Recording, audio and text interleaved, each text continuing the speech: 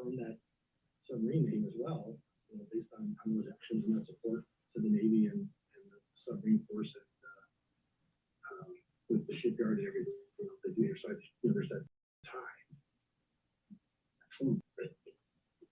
Any other questions, comments? Yeah. Thank you. I can tell you're excited. I think you're also like because something that's like exciting and like you're talking about if you're a former member, a former crew person on those ships. Okay. Oh, and all three of you were okay. Brett Allen was the third CO of the ship. I was the 10, and Tom had to relieve me. Number 11, he had a big job Yeah. to recover everything that I left for. What? No, I'm sure you left it in great shape for him. I wanted to check in with our parks director to see, are you, they're asking for to be included in part of the plan, and do you have any, have you had any conversations or any thoughts on this, on the monument? Conversations, although, the process is what works. So definitely included as an option. We've already kind of talked about what our survey would look like and how we include that question in the survey to get funding. Okay, thank you. And then Attorney Fennell. Oh, you didn't know you were going to be asked the question about this. So I just heard. I've been on a kick lately. I've been.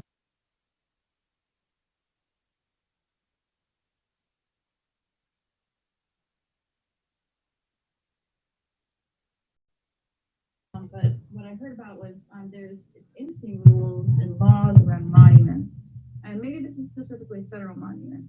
Are there any? Is there anything regarding monuments that's of particular interest for us for municipalities? There's just interesting rules because they're open to the public at all, at all hours.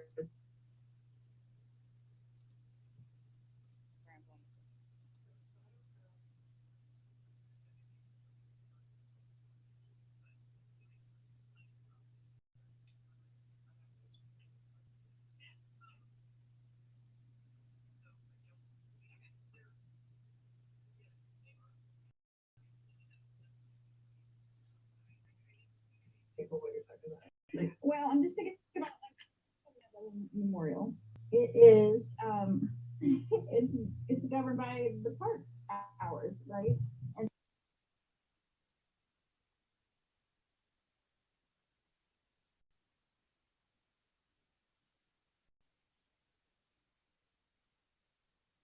okay. I mean, I know that we have a lot of Salisbury Memorial Valley throughout the city. Mm-hmm. And I don't think that's a specific issue. I mean, they're considered a part of our parks. And Well, we can talk about it in the future. Sure. I'd love to learn more about it. It was a really interesting topic, and I think when it comes to monuments and preservation of history, that collaboration with the department is a natural fit. And thank you very much for coming, Jen. Appreciate you. Thank you for your service. Let's go fry them younger. Yes, Alan Beam, I remember running into you shortly after we got word that the Bremerton was going to be decommissioned. And man, I wanted a piece of that Bremerton for the visitor center when I was at the chamber. I'm delighted to hear that you're progressing with this. And I can't wait to hear more about it, what it will entail, where it'll be. This is a slam dunk for me. It's the USS Bremerton, and we're very honored. Navy is a part of our history.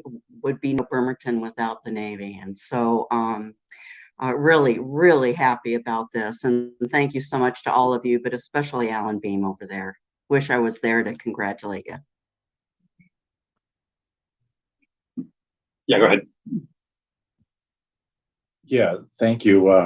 I'm supportive of this project as well. I was curious. I didn't hear projected cost. I understand that the Navy League is intending to pick up the bill, if you will, but any idea, commanders of, or I should say COs of what the projected cost of this would be? Yeah, we have some, I'd say, very general ideas.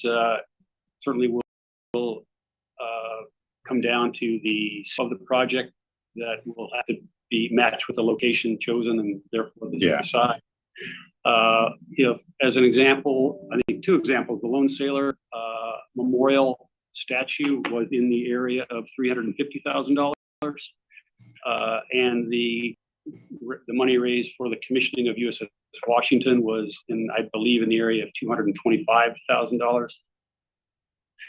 We think very generally this would be in the vicinity of $500,000 or more. And we'll get more clarity on that as the design is finalized and approved. And then we'll focus our fundraising efforts to meet that need. Okay, that certainly sounds attainable.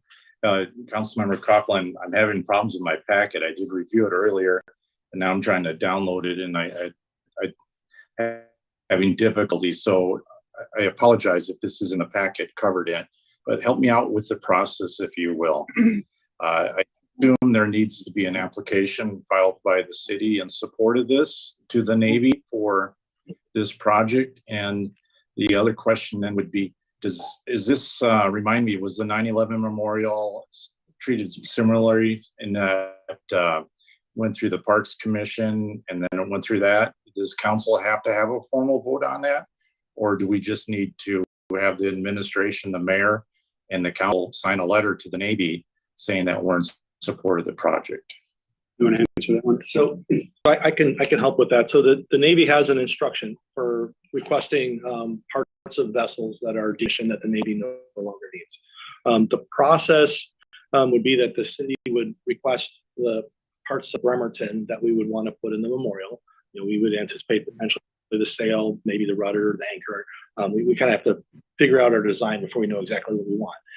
And in that request, you have to tell them what you want, and you have to say where you're gonna put it. So it doesn't have to be a final design or anything like that, just a very preliminary design.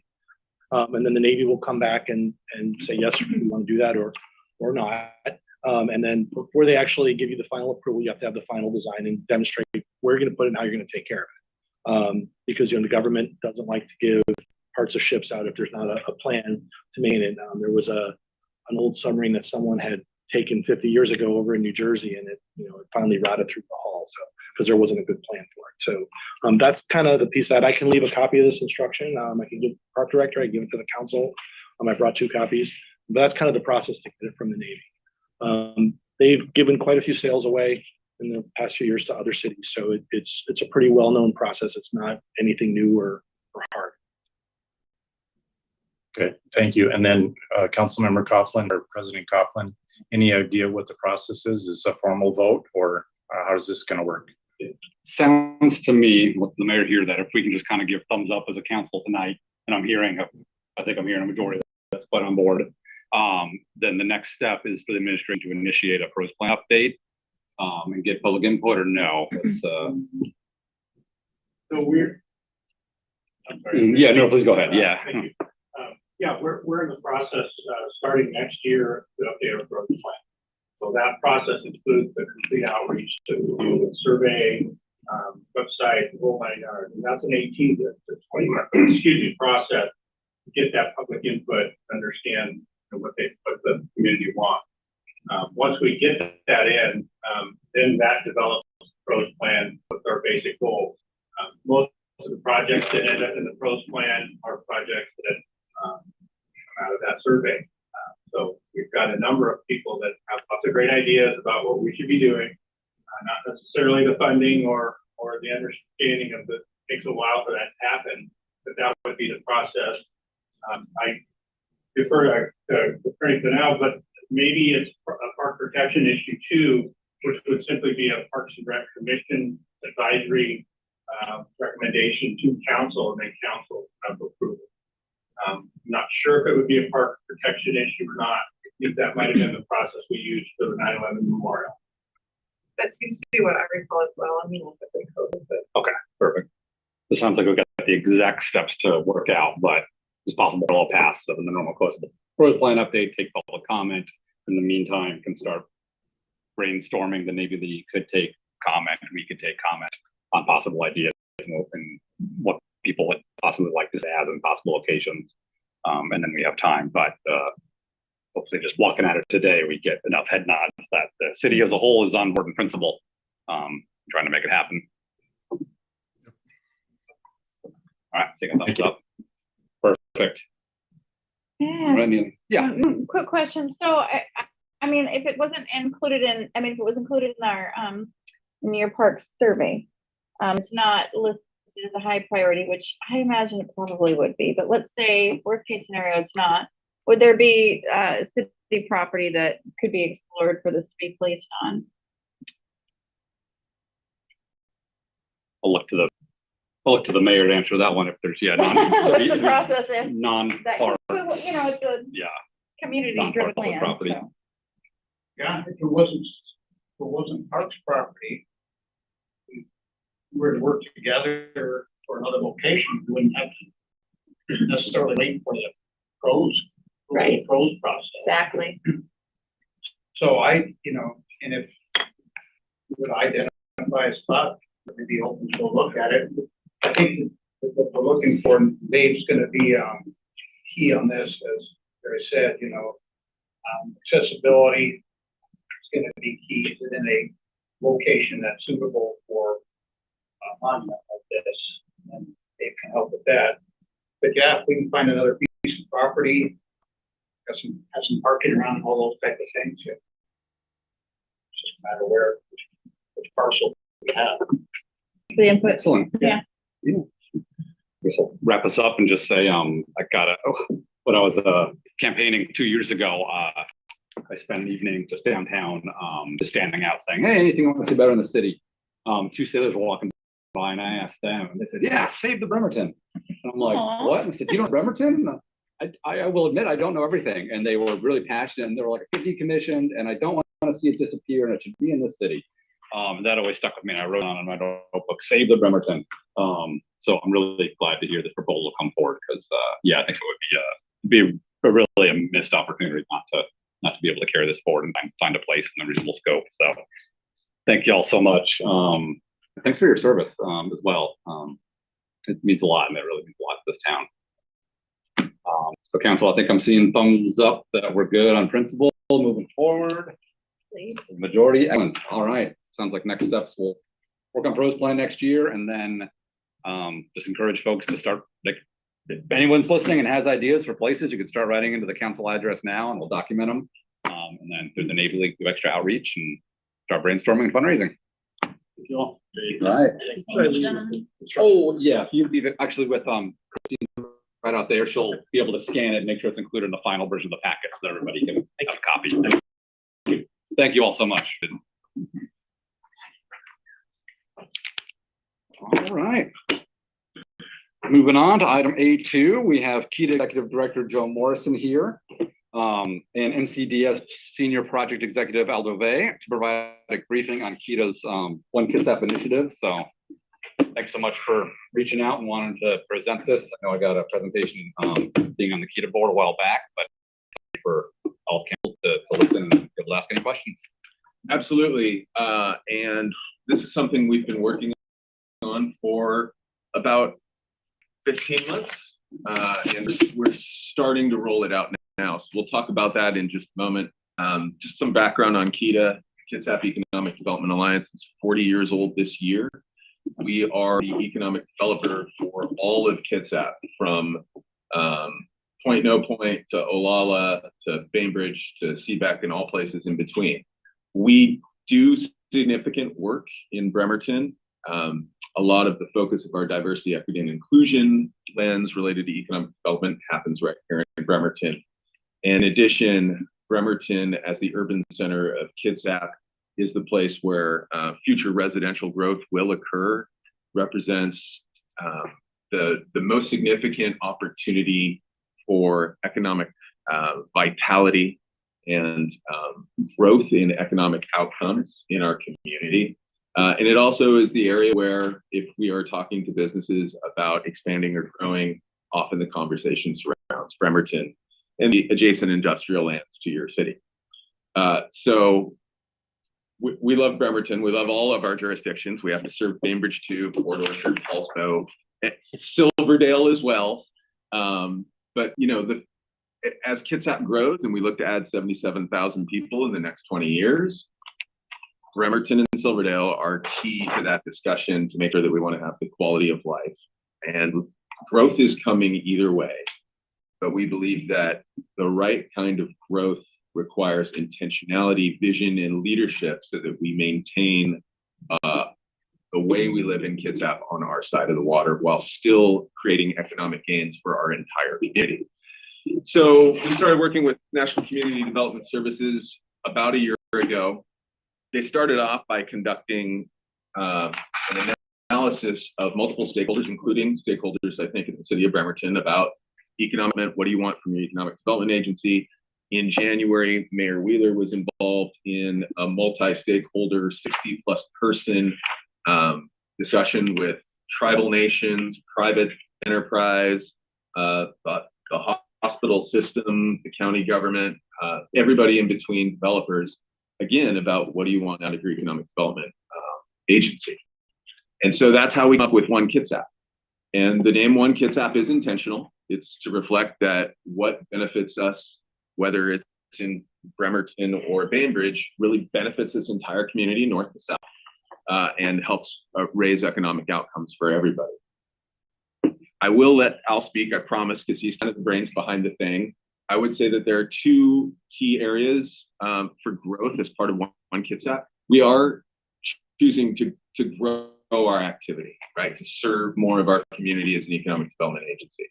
One thing we are looking to do is to increase our footprint in workforce development. When we held these meetings, it was revealed that not only are there hundreds of jobs open at PSNS and IMF, hundreds of jobs at St. Michael Medical Center, but many of our private employers could increase their footprint by 50%. They cannot find the people. They just can't. And so a more focused and strategic approach to workforce and treating industry as client, making sure those are the clients we're serving, and getting more people, including transitioning sailors, into our local workforce. We know how valuable they are. They're here right today making a presentation about monuments in our city. That is in our plan. Another thing that's in our plan is improving new business development opportunities. Right now, across all of Kitsap, there are likely 2 10,000 square foot buildings for lease.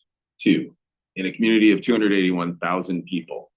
That represents a challenge for the companies that are here, some of which are in Bremerton and are looking to expand and are running out of room. And job one is we don't want to lose them. Job two, we want to see them stay here and thrive. And job three is if we want to diversify our economy, we do need to have strategies to grow industrial land and buildings and infrastructure so that we can accommodate increased economic activity. So those are kind of the two areas where we've honed in, I would say. There's a lot in the plan. We do have entrepreneurship support as part of the plan. We have an increased research footprint. But I'm going to leave it there and let Al talk a little bit about the development of the plan and what he views as key to it. Thank you. Thank you, Joe. Good evening, everyone. I'm with National Community Development Services out of Atlanta. We provide both strategic planning and fundraising support for our clientele. And what is the bold new stroke here that Joe is describing is that there's a 5-year look ahead as to what's possible to accomplish. It is very difficult for organizations like economic development organizations to go on a year-by-year plan with membership dues or what have you, because it's too step-by-step and doesn't necessarily focus on the longer-term vision. So we typically work with a 5-year plan, and it is specifically an economic development plan, which calls for increasing the capacity and the capability for the region to produce goods and services and produce payroll. And so because the goals are classic economic development related in business generation, company attraction, and building the workforce, there's an economic impact assessment that we do as part of the service. And I notice Councilman Jennifer is looking at the economic assessment, and we can forecast, as cities and counties and states are wont to do, using in fact the same software that's used across the United States, InPlan. We'll take a look and see based on what the current status is as of December 31st, 2021 of the economy of Kitsap, and forecast what it would be 5 years from now when the jobs land, when the industrial production increases, and as the other side goals are achieved from workforce, entrepreneurial, what have you. And so it is our forecast, and the forecasts are very accurate. Suggests that the gross domestic product for Kitsap can grow by $838 million. That's new churn within the existing economy based on the work that Joe and the board of directors are going to complete. That is significant new churn. A good 240 million of that is consumer spend.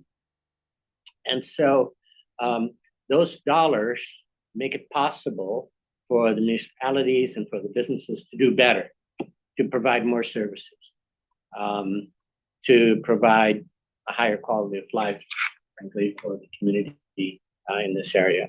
So the economic impact assessment is very specific by business sector, what benefits going to accrue for gas stations, for pharmacies, for medical services, for health services, for dentists. And so it is possible for us to ask people who work in those professions to invest in KEDA's budget for the next 5 years, because there is a downstream impact directly to them based on their performance over the last 5 years, looking ahead at what it will be 5 years from now. So we provide reliable information about the present and what the future would look like when the board of directors and Joe and his team can implement the economic development plan. So I would wrap with the fact that it's not a dream to do the work that he's doing and to achieve the results that are in the assessment. It is hard work. Some of it's new to KEDA staff, but that's a good thing. There's going to be growth, education, learning. There are going to be new impacts, and a significant portion of that is going to help Bremerton by dint of the fact that it's the larger metro in the area. So Joe and I are open to any questions or comments you might have, particulars we've provided. Fantastic. All right. Again, thanks so much for presenting this all. Any council members have questions about One Kitsap? And none online? Yeah, okay, I don't want to take up too much of your time. No, please. I was just, and thank you for giving us this in advance, so appreciate that. Well, yeah, a lot of numbers are hard sometimes. What I was kind of checking out earlier, I wanted to find the page again when I got here, 19, where it talks about target industries and job goals by in-plan sector. Can you remind me again, what is an in-plan sector? Is that defined in your, it's not in the executive summary, but in-plan sector, what is that? Spelled on the first page. So in the United States, the Bureau of Labor Standards has identified 535 or so discrete business sectors, everything from cigarette stores to IT stores. Oh, it's a product, it's a software startup. Well, there are 535 sectors. Not all of these sectors operate in every county in America. So for example, you have marine services in this county, not so much in Leavenworth, Kansas. So this study is narrowed to those sectors that reported income and taxes through December 31st, 2021.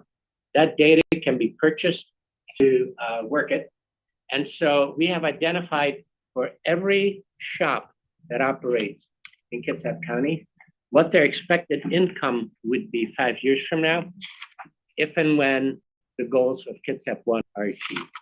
So for example, vehicle purchases are going to get a boost of $17 million because there will be more consumer demand, because you'll have more consumers.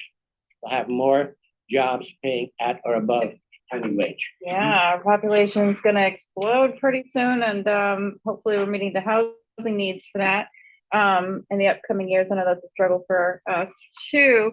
Just taking a look at the target industries. I mean, did the software come up with? I mean, it's very trades oriented. Even though we know we have medical staffing shortage and social service shortage, and so it was interesting that wasn't included in here, because I kind of feel like, well, everybody's going to need a doctor. So, can you tell me, maybe explain why the medical wasn't, one of the top 5? It feels like it should be. It could be by dint of need for workers in that profession. But when we look at the cluster, we look at that, by we, I mean NCDS and the community that is our client. We look at where your industries are clustered around strength that you want to build upon. And that means that if those strengths are the marine cluster and the IT cluster, which you would say naturally for this area, you're going to need ancillary services such as health, such as, you know, automotive services and dental services and so forth. Because as the water level rises, you're going to need services. So I would say that medical services per se do not rise to the rank of one of the more significant slices of the GDP. But the reason we have management teams and investor relations council and Bremerton input in all of this is that the executive that's going to implement the program needs to adjust to real time, needs to modify the plan if, as, when, how. We have talent to do that in the Kito board, which represents the entire community with 37 reps pretty well, and the executive committee. And also for those who invest in Kitsap One, investors will have a specialized little group of folks who want to know precisely where their dollars are going, and will be at the table to help direct Joe to where the talent and the team, where the talent needs to be. And to some extent, that's probably an oversight. And when we talk about pivoting in real time, you know, within the next 5 days, Kitsap County is holding a large healthcare stakeholders continuum meeting. We will be at that.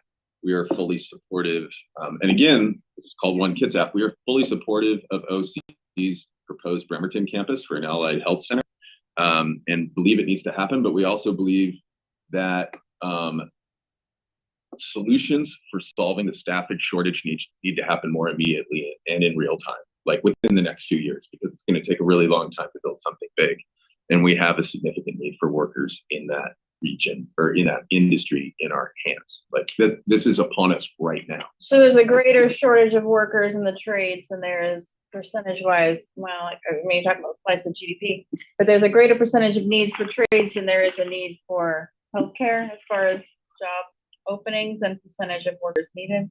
I guess that would be how it's found. But when you look at, aside from the hard economic development goals per se, Joe mentioned that where his attention is going to be is the workforce. And what was the other? New business development. business Workforce and new business development. So Joe only has 10 fingers, and his staff is limited. It's fewer than 282 people, as I understand it. So there are going to be some. I think the team at KITA, and I think the board is going to ensure this happens, needs to be focused on a few things that they're going to be able to do very well. That is a sound investment for all of those who participate in the Kitsap program. And so you can count on Joe not to be able to do everything, but to be able to do the most important things this community is asking KITA to do for them.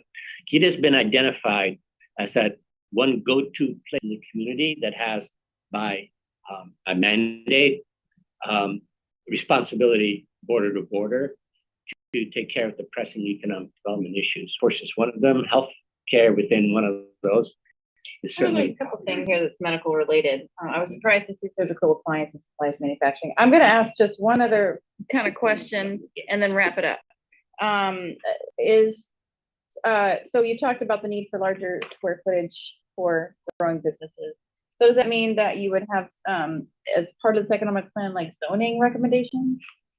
Yeah, we actually, as part of our jobs now, comment on comprehensive plan revisions. I am somewhat remiss in working with Garrett. I've been working with the county on their plans, but I will be working with Garrett, who's been working with. Yes, please. He's awesome. You got to work with Fantastic. Garrett. Garrett and Director Spencer are amazing.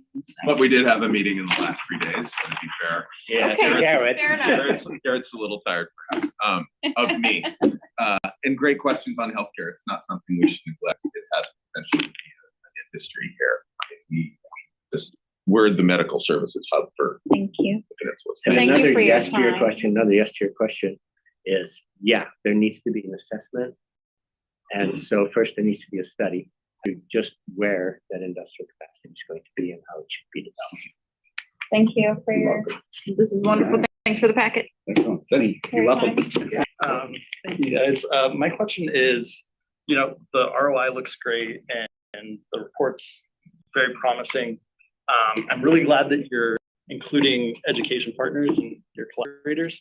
I worked at UW for 4 years and I went to Seattle U for 3 years. We have great universities on the other side of the water. I'm really glad you're working with Olympic College, but what kind of work are you doing with those partners? Because the 7 years I spent at those two institutions, I really didn't hear a lot about Kitsap. I didn't hear about a lot of partnership of, really working with those folks to make sure that we're getting talent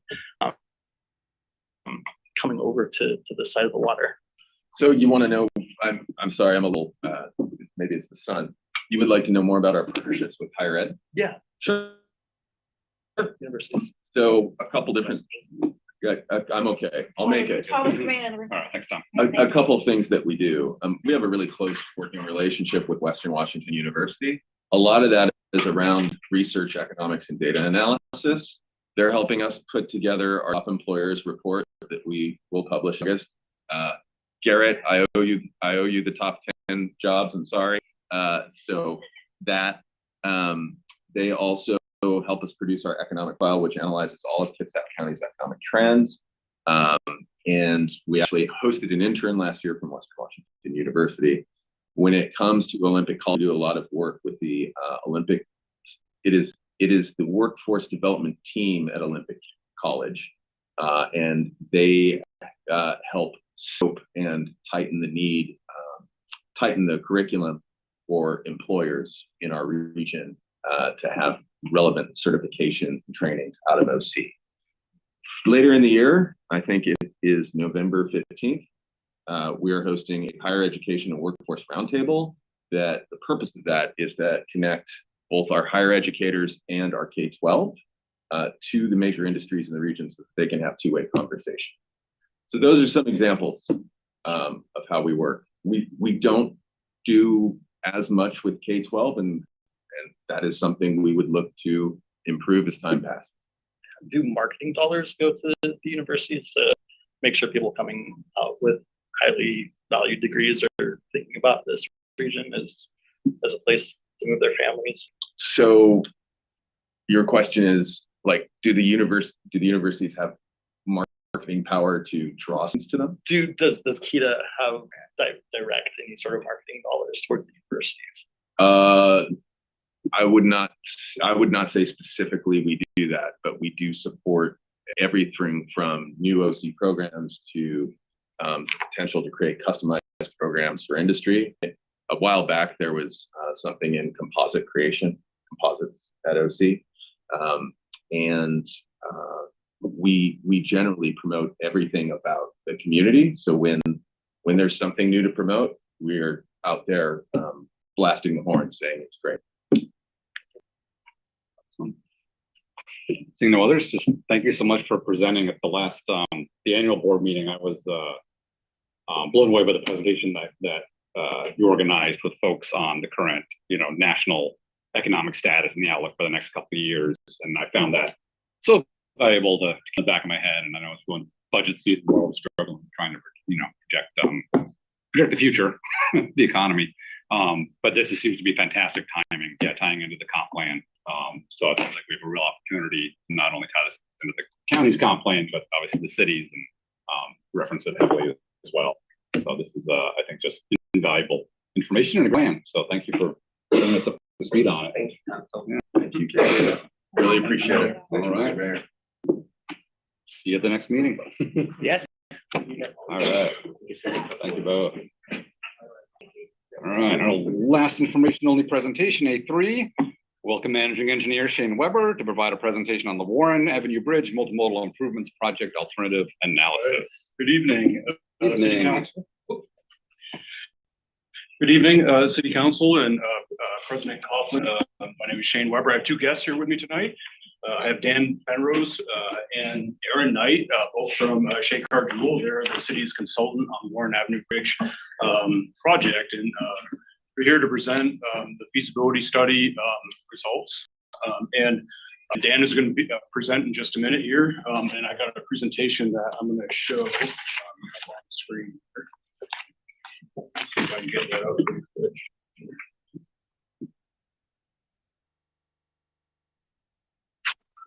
Alrighty.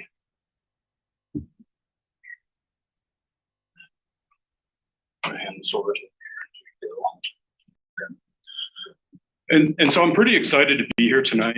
We've been working on the feasibility analysis for Warren Avenue Bridge for the past year and a half, and it's cost about $400,000 to $500,000 on this study.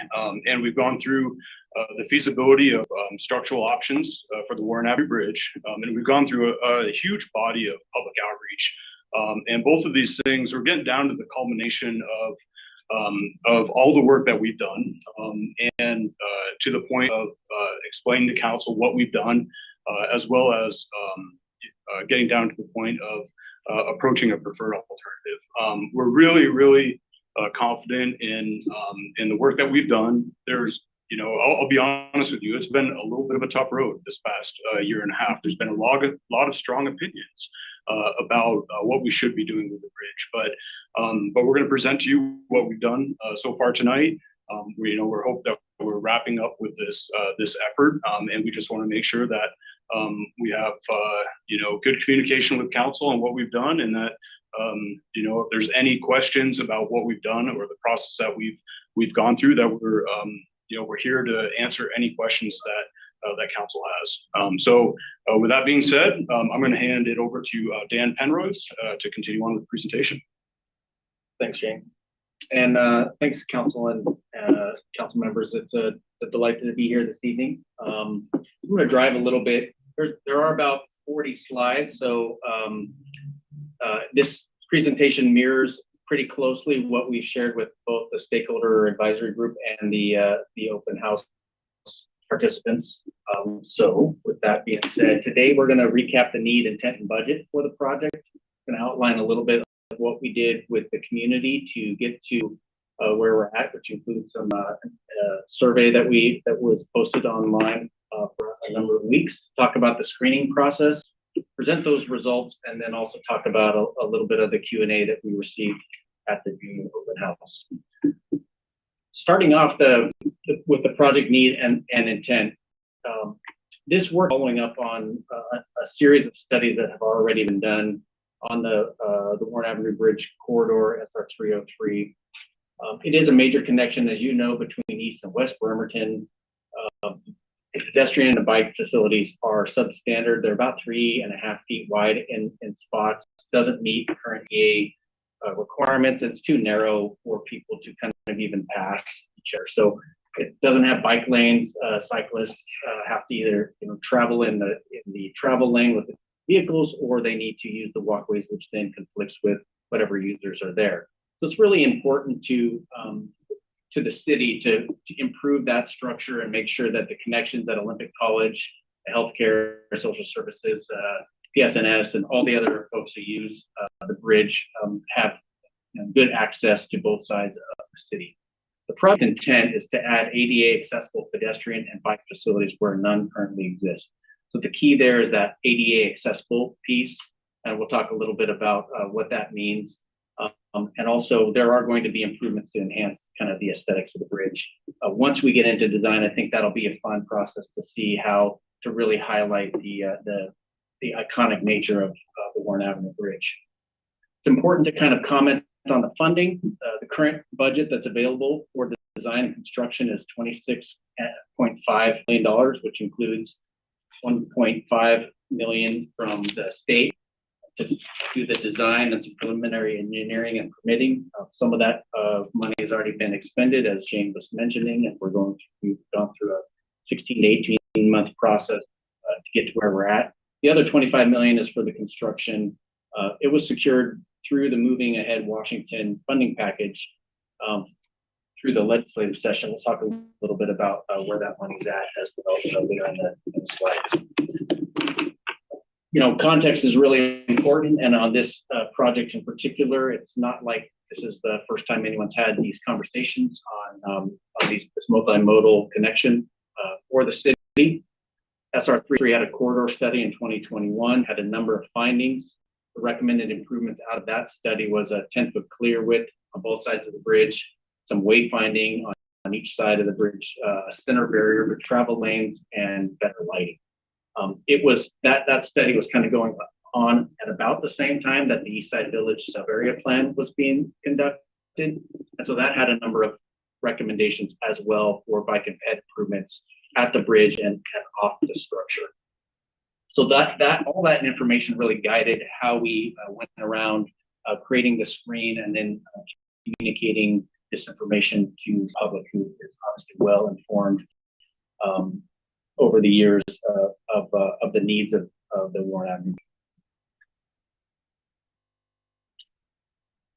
You know that this bridge is historic. You know, it was built in 1958, and I don't know if we're bigger now or if just the standard. You know, clearly ADA wasn't around in 1958, but it doesn't meet current needs, and it doesn't meet current expectations of non-motorized pedestrian and bike access. So it's about a third of a mile long, 67.5 feet wide, and lanes of travel at 11 feet on the inside lane and 11.5 on the outside lane. And those widths for the walkway is, you know, about 3 feet to just shy of 4 feet. So it's really not very much at all. And we heard a lot of comments back from the community about their concern with that width. So we know we're on the right track.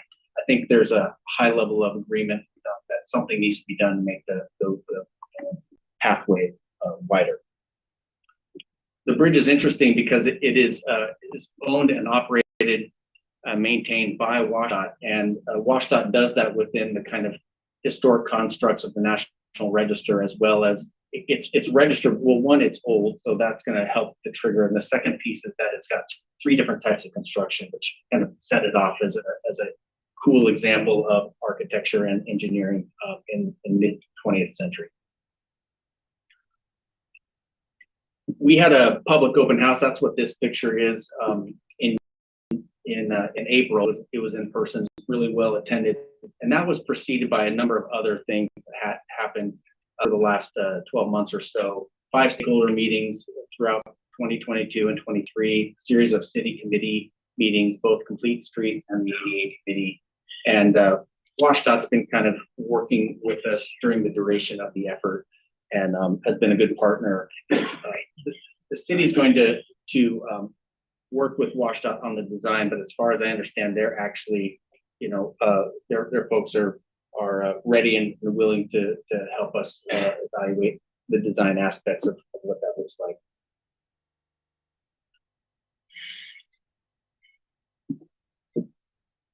We issued a survey that had both URLs on the city's website, as well as a variety of other places like Facebook and other social media outlets. I thought we received pretty high level of responses. We had 417 completed surveys and 53 partial responses.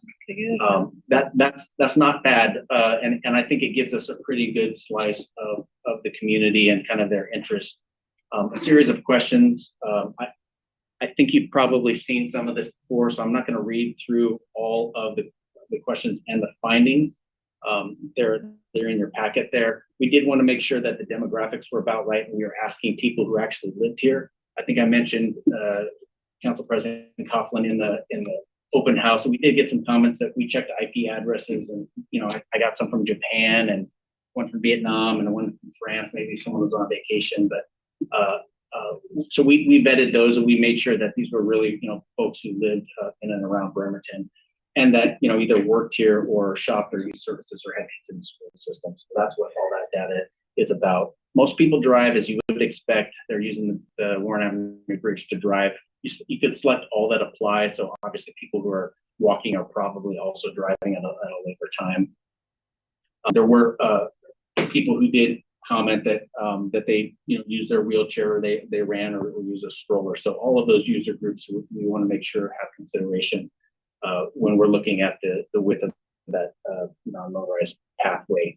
Most people had been in the community less than 5 years, but also quite a number of people, 23% longer than 25 years. So good kind of cross section. Pretty even disparate distribution of how they use the bridge and why. Commuting, exercise, enjoying a beautiful bridge view, and access to the bridge trail are all things that are included in there.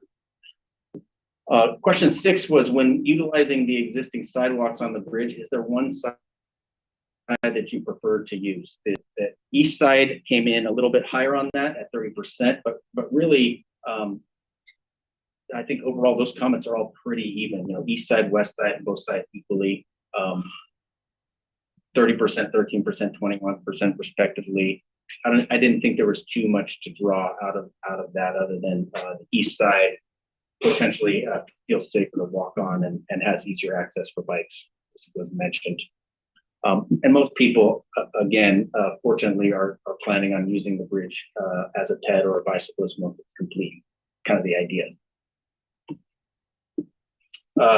So question 8, 9, and 10 are really, I think, important to focus on. So I'm going to spend a moment on this. Question 8 says, do you have a preference for widening the walkways on only one side of the bridge or on both sides of the bridge? Now, the consultant team and the city project team, we understood where we were at in the screening process. So this question was asked very specifically and purposely to try to gain a sense from the community of whether they have a preference. And again, I think as you would expect, when faced with this question, most people, 68%, said they'd prefer that the bridge be widened on both sides. And then the next question, if it's widened on both sides of the bridge, do you prefer equal width, a wide walkway on one side that accommodates peds and bikes with a minimum widening on the other side, or I don't have a preference? Again, 65% or 272 of the respondents said that they would prefer an equal width on both sides of the structure. So question 10 from your minimum walkway width is needed to comfortably accommodate all peds and bikes on the bridge. Fairly even distribution, especially above 10 feet or more. Not as many people were comfortable with the 8-foot minimum walkway width, and even less for the 5-foot or existing width. So really, those first 3 comments were the ones that were, the greater width were the ones, as again, as you would expect, if people are interested in seeing. So that information, that survey information, was combined with information that we received at the open house. We asked people for comments. There was open field forms that you could take a look at and either email comments or submit them in a box at the time. And this is kind of this is the general theme of the comments and kind of the dispersion of those as well. And generally, at least in this open field comment, again, there was a lot of support for 8 people out of the 24 said they wanted to widen the sides of the bridge equally. And also comments on consider Juniper Street bike ped access to the bridge. You can see the rest of them up there. These are nearly verbatim for the things we saw in the comments.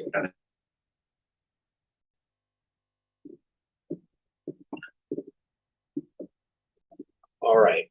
I really argued for like a sausage making funnel here, but we got stuck with this geometric shape instead. But there is a variety of screens that we push these programs through to evaluate how they can be filtered all the way down to this design and construct. So we'll start with the level 1, which is the initial screening, structural feasibility and maintenance limitation. That's a fatal flaw screening apparatus. So we're trying to determine which ones don't even kind of justify a level 2 consideration because they're almost off the table at the get-go. And again, we know that this structure is owned and maintained by WashDOT. So the structural feasibility and the maintenance limitations were really things that WashDOT helped us understand on the outset, so that we can eliminate some quickly and efficiently before we get into the more detailed analysis for level 2 alternative evaluations and level 3 recommended alternatives. So we took a number of these cross sections and created this alternatives screening matrix. We started out at 7 initially, and then maybe it's even 6 initially, and then added a number of ones at the request of certain groups, or as we kind of hybridize certain approaches based on WashDOT feedback or other feedback we received. So I know it's a bit of an eye chart, but you may have seen this before. It's been on the city's website, the project website, for quite a while. And it kind of allows you to stack up all of these alternatives next to each other and kind of begin to work the screen. So we're going to do that here real quick. Screening level 1, structural feasibility. Is the alternative structurally feasible? That was the first kind of fatal flaw question. The second one was maintenance and inspection. Access. Does the alternative allow for maintenance and inspection without requiring rope access? If you recall, rope access is how a lot of inspection is done on bridges like this, and WashDOT has indicated they're not willing and interested in having a structure that requires rope access because it just exacerbates their backlog of inspections that they are facing across the state. So it's their bridge, they kind of get the right to say that. And so that kind of helped us look at the 2 that were structurally infeasible due to weight and the presence of rebar. And I think you've heard some feedback on that in the past as well. So those alternatives 5 and 6 were eliminated due to the excess of structure that would be required to build for a 14-foot clear width on both sides, and that alternative 6. So that takes us down to these remaining alternatives, alternative 4A and 4B, require rope access because that 16-foot clear width on either side is too large even for a U-bit. And U-bit is these vehicles that help reach under the bridge and do the inspection. I think you know that as well. And so that those 2 were also eliminated. So that takes us down to these remaining 7 choices. So into level 2 screening, which alternatives best address the goals and objectives? And again, remember the intent is to add ADA accessible bike and ped facilities where none exist. And we know there is a facility there, it's just not ADA appropriate. So in order to determine what factors we would evaluate for the level 2 screening, we checked with WashDOT on how we might go about meeting ADA requirements. Federal ADA regulations do require that projects remove barriers and bring systems into compliance. And so the city said, hey, can we get some clarification? What if we were to leave one side unimproved? Does that meet your expectation for ADA? WashDOT's Office of Equity and Civil Rights reviewed that proposal and unanimously felt that that would not be supported because it didn't remove that ADA barrier. So we would basically, it would be an inequitable situation to improve one side and then still make the other side non-ADA compliant. So that helped us develop this preference 1, which widened for bikes and peds on both sides. That's the first part of the level 2 screen. The city's ADA committee also met in March and provided similar recommendations when asked about ADA access, and they unanimously opposed options that would only build improvements on one side. They opposed a 5-foot wide improvement to the west side of the bridge and supported alternatives 2 and 3, which provide at least a 10-foot wide path on each side. So the city's ADA committee combined with WashDOT's equity office and the federal requirements on ADA gave us these 3 screening preferences in level 2. Preference number 2, is the equal width on both sides, and preference 3 is minimum walkway of 10 feet or greater. So those two factors finally here combined with feedback we heard from the community. So the feedback from WashDOT's equity office and the feedback from the city's ADA committee and the feedback from the survey and the open house all lend itself to preferences for widening on both sides, equal width on both sides, and minimum width of 10 feet or greater.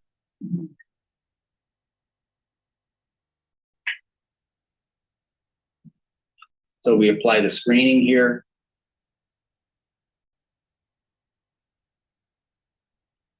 To the matrix. We're looking at alternative 7A and 8A, which are one-sided options. Alternative 7 and 8 are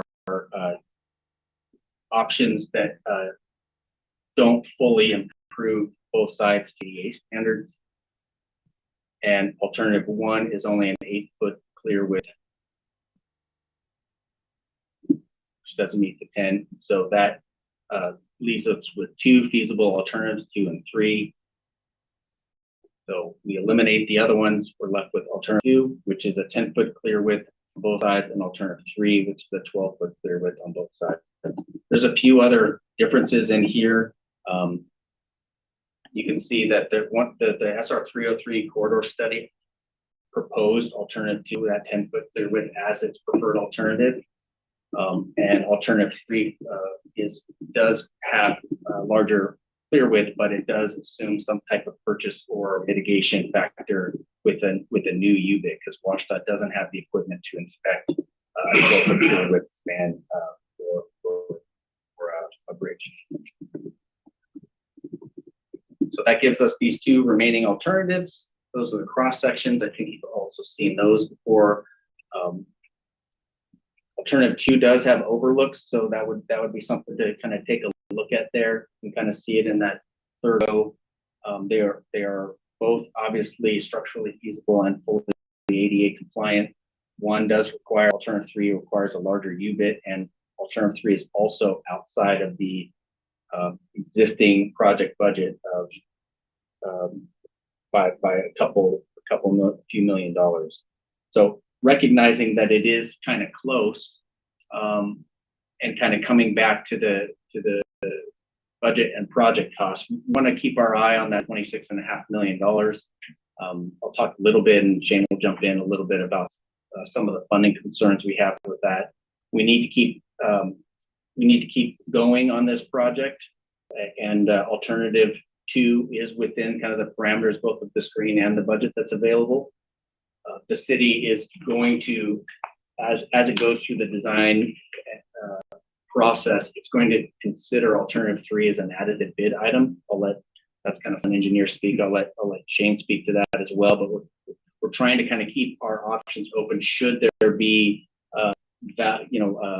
savings kind of realized during the design process that we haven't otherwise anticipated. That perhaps there's an opportunity to pivot to that alternative 3 and get a wider span on those pedestrian pathways, but there is still this kind of UBIT concern on the back end about what that actually means as far as a cost. And I believe our cost for alternative 3 only includes the acquisition of a larger UBIT, like a one-time capital cost. It doesn't include long-term maintenance of that facility nor staffing of the inspection on that. So that's the next steps is to make sure that the funding is available in 2025, because the funding has gotten kind of pushed to the right a bit on the legislative or on WashDOT's funding spreadsheet, if you will, and also that we want to make sure that we understand what this mitigation is really with the larger UBIT to make sure that it's still feasible as the functional kind of second consideration for an alternative. Finally, we need to start on the design of this project. If we are unable to move forward with design this year, it seriously jeopardizes the ability to build any of the structure. So I'll let Shane kind of talk a little bit about, talk a little bit about what that might mean. But we're trying to make sure that we are envisioning a bridge alternative that can be built within the parameters and the funding limitations that are that are in front of us so that we don't lose the project funding. I've been involved in a little bit on the Belfort bypass in my other, one of my other hats. And if you've been around this place very long, you know that that project's been funded and unfunded and funded and unfunded over the decades. And so it's a real thing. It really does happen. Washed out projects definitely get pushed out. And the forecast, you have the key to people here, the forecast people for economic growth doesn't always envision things like pandemics and housing recessions. So we're trying to do our best to be responsible with the money that the legislature's allocated to the city and propose a designed project that can be built and designed. There were some open house comments in here. We just wanted to kind of put that in front of you and let you know that we did address those specifically. It's on the website as well. As if people provided their email address, we did come back with a direct comment. And so there was questions about travel lanes and how to deal with construction impacts and how the sound reduction or lighting might occur. So all of those pieces are evident there and will continue to be refined through the design process. We did have a lot of questions about off-bridge connectivity concepts, so we want to put this back in front of you. It's been shared both at the actual in-person open house as well as the subsequent virtual open house. These really, I think, concepts could probably be put in all caps and be, animated and blinking. It really is a high-level initial take at what might be able to be occurred, and you can even see that, like the potential non-motorized connection there, which is kind of shown as a tunnel. These are really just quick takes on where that connection might occur. It doesn't speak to the constructability of that. And so those numbers, as with many of the engineering numbers, are likely to change. And again, the longer we delay on any of these, the better chance those numbers have to grow. So I think you're aware of that stuff as well. The project really has the money. That $26.5 million really has the money to build the structure improvements and not the infrastructure. There's just that matrix. If I went back to it, that's the structure improvements only. That's not the stuff on each end. The connections can be made to the current infrastructure, and so it won't be like just a sidewalk that has a drop off. Once you get on the landward side, but we recognize it's not the improvements that everybody wants and feels would be beneficial, and that really comes back to that funding challenge on the amount of money that the legislature allocated for the project. So we're at the tail end of the feasibility and alternatives analysis, and we're hoping for a preferred alternative resolution from the council this summer. So with that, I don't want to labor anything else. I don't know if you wanted to do questions or if you Shane, if you want to follow up on anything in particular. I think we might as well keep, finish presentation and then we can go on. Okay. Yeah. I mean, I think there's a couple things that Dan said about the presentation that he wanted me to jump in. And I'll just jump in on a couple of those. So the first thing is, our approach. We understand through the public outreach that the public really wants as wide as possible paths on both sides of the bridge, and we have an idea, an approach to this to be able to keep our options open by moving forward in the design process with an add alternate. And really what that means is that we basically take two designs up to the point where we bid the project. And we get costs from the contractor on both of those options. And if costs come in favorably for us and we get good bids and they're within budget, then we can move ahead and select the option with that is wider with the 12 feet on both sides. And so that's an approach that's going to cost us a little bit right up front for design, but it gives us the ability to have the option in the future when we actually get bids, which is where the bulk of the cost is going to be on this project. So that's the add alternate explanation. And then Dan mentioned a little bit about working with the legislative partners and about the $25 million. I think you covered it really well. This past legislative session, it was a surprise to us. We thought we had the $25 million in hand, but then when the budgets actually came out, that $25 million moved into the newest part of the budget, which is 2029 plus. So nobody knows where that money is going to land through there. But what we want to do is we want to be sure that we are able to make a good demonstration that we are far enough along in the design process where we can talk to the legislature and our lobbyists and let the legislature know, hey, look, we are on track for this construction funding and we want it to let back. We don't want something to happen like the Belfair bypass. But now is the time in order for us to get moving on this before this next legislative session. We need to be under design pretty soon here, and that was something that we talked about with our lobbyist, and so that's our strategy moving forward is to get under design. So we have some concerns and we have some risks here that we're trying to let council know that hey, here are some risks that we have with this project at this point in time, and I don't know exactly how that's going to go with the legislature or with that $25 million, but we're trying to put our best foot forward to prove that we need that money. We weren't initially, a year and a half when I came to council with the contract, we weren't planning on this feasibility study, and we've gone through it. We think we've done a really good public outreach approach to this. We think we have a solid preferred alternative that meets community's needs, but we're a year and a half, 2 years behind on the project right now. We weren't anticipating when we costed this project out in 2020 that we'd be going to construction, in 2026 or 2027. So every year that we delay this project is added cost. And so I just want to make council aware of that, and we need to make sure that we can get construction funded as soon as possible.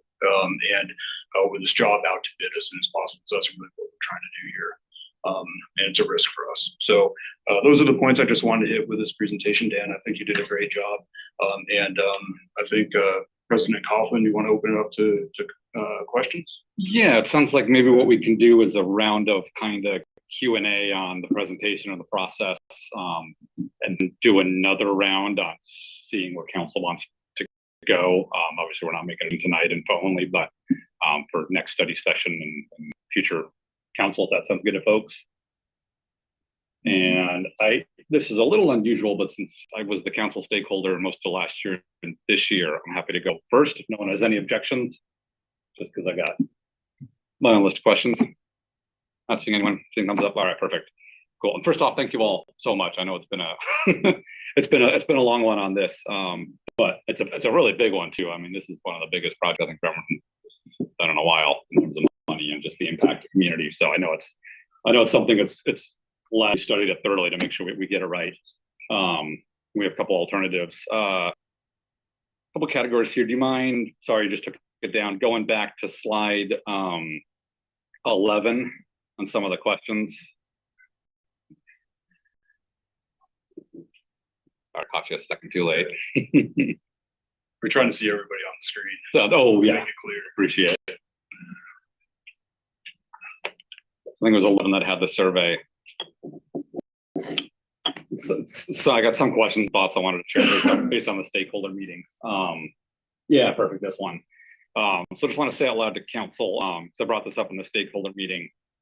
So it's question 8 on having a preference for widening one side or both sides of the bridge. The concern I expressed on this question going to the public is so far, to me, all the public comment has been fantastic on how some of these questions, but the public hasn't been asked to, prioritize parts of the project given a constrained budget. So now it's coming to us and we got to make the hard choices on how do we meet all the objectives with the money we have in hand. So one issue I kind of saw with this question was asking people about, do you like both sides of the bridge or one? To me is kind of like asking somebody, do you want one slice of cake or 2 slices of cake? A different question would be, do you want 2 slices of cake or some cake and pie if you were asked to allocate a certain amount of money? So some of the alternatives have the trade-off of, at this point, going to 5 feet or slightly bigger and keeping one side wide, but the public wasn't asked to prioritize. It was just asked, do you like 2 or 1? So I just want to say that out loud. And then I did notice with Q10, and this was brought up in stakeholders, that another way to look at this question is if you look at the 14 and 12 feet, about almost half of the respondents wanted at least 12 feet, that they thought 12 feet was the minimum.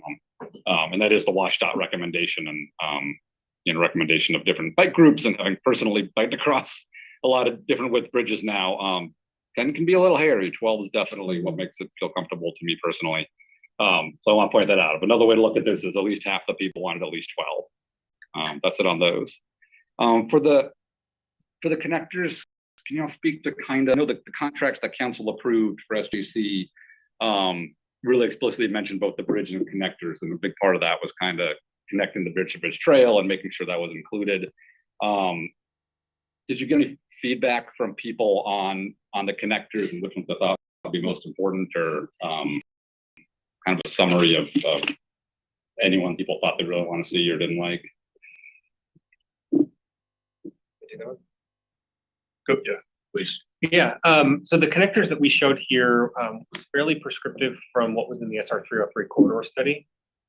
So our task was to bring some life to line diagrams from the corridor study and to really evaluate the feasibility and the cost. Specifically because we knew, although these are not very long in length, they're very challenging topographically. And so figuring out things like walls and excavation and trying to refine, I believe in the corridor study, it just gave a lump sum for an estimate for the project. And so we wanted to really drill into what are the costs and, like I said, bring these to life a little bit. I can expound a little bit on that. I mean, I think, we got a lot of comments and, hey, that's fine, but it's a worm and we don't like this worm, type thing. We don't like the way these switchbacks are, that type of thing. We got a lot of those types of comments. I think on the north side of the bridge, I think that there was a lot of comments that said, hey, look, instead of that connection to Lebo, let's connect on Juniper, right? Which is that road that's right in the middle up there. And once again, I mean, when we were looking at these connections, these were concepts that we're just exploring that we wanted to get some feedback on. So I'd say that we got a lot of good feedback on the connections here that quite honestly is what we're trying to get. We're trying to get that feedback. So I'd say, a lot of people probably didn't like the way these were designed, and there were some alternatives given. So we can use that feedback and help move that conversation forward with connectors. Okay, I know. So, yeah, these aren't set in stone or right. Something like that. And then no, it's difficult. The original scope of the project, having both the bridge and the connectors, and now we only have so much money, and just again to say out loud, it's gonna be a tough thing for council to balance that original scope. I don't want to put that out there. The connectors were included as part of the original scope as well. And then for the ADA committee, do I have it right? There's about 3 people on that one, in that committee, that when this was presented to them. There was more people on the committee or in the room, and I can't recall exactly off the top of my head. Okay. Yeah. I just want to say out loud, it's one member of the committee has at least said in public comment they would change the recommendation with different data in terms of some of what was listed up there. It doesn't represent the committee as a whole, but I need to say that out loud. And then I was wondering, did this go to complete streets committee recently as well, just given the big multimodal component? We went to the complete streets committee. I think we have a slide on this. It was right off the bat is when we went to the complete streets committee to get feedback from them, but we have not gone recently to the complete streets. Okay, so they haven't reviewed these kind of final alternatives. Okay. No, when we presented to the complete streets committee, really what we were looking for was feedback from the complete streets committee on, hey, what are things that are important to you? How should we, get some feedback on this project so that it can help support and consider that. So that was the touch point that we had with the complete streets committee, and we got feedback from them to help us out in, going through this path of disability. Okay, just early on. Yeah. Perfect. And then to say out loud, it sounds like we have some components with fatal flaws. The bridge will fall down. WashDOT is absolutely can't inspect it with the bridges. We have some that have challenges, but not fatal flaws. The UBIT thing has come up a ton over the years. The letter we got from WashDOT basically says, they prefer the UBITs to be taken into account, but in my paraphrasing, they're happy to work with us to make sure it's not an issue for the wider ones. So I want to say that loud to council. I guess my last kind of to wrap up here and go to other council members is so right now the legislature has it at 2020 for the funding. We know construction costs will keep rising. Again, hopefully we can pull that forward. I'm kind of looking for, it's hard to phrase, but as far as the options going forward. So if we do an option that doesn't have any connector money, we would be hopefully applying for more funding in the future to get those connectors done or finding a way to do them in-house.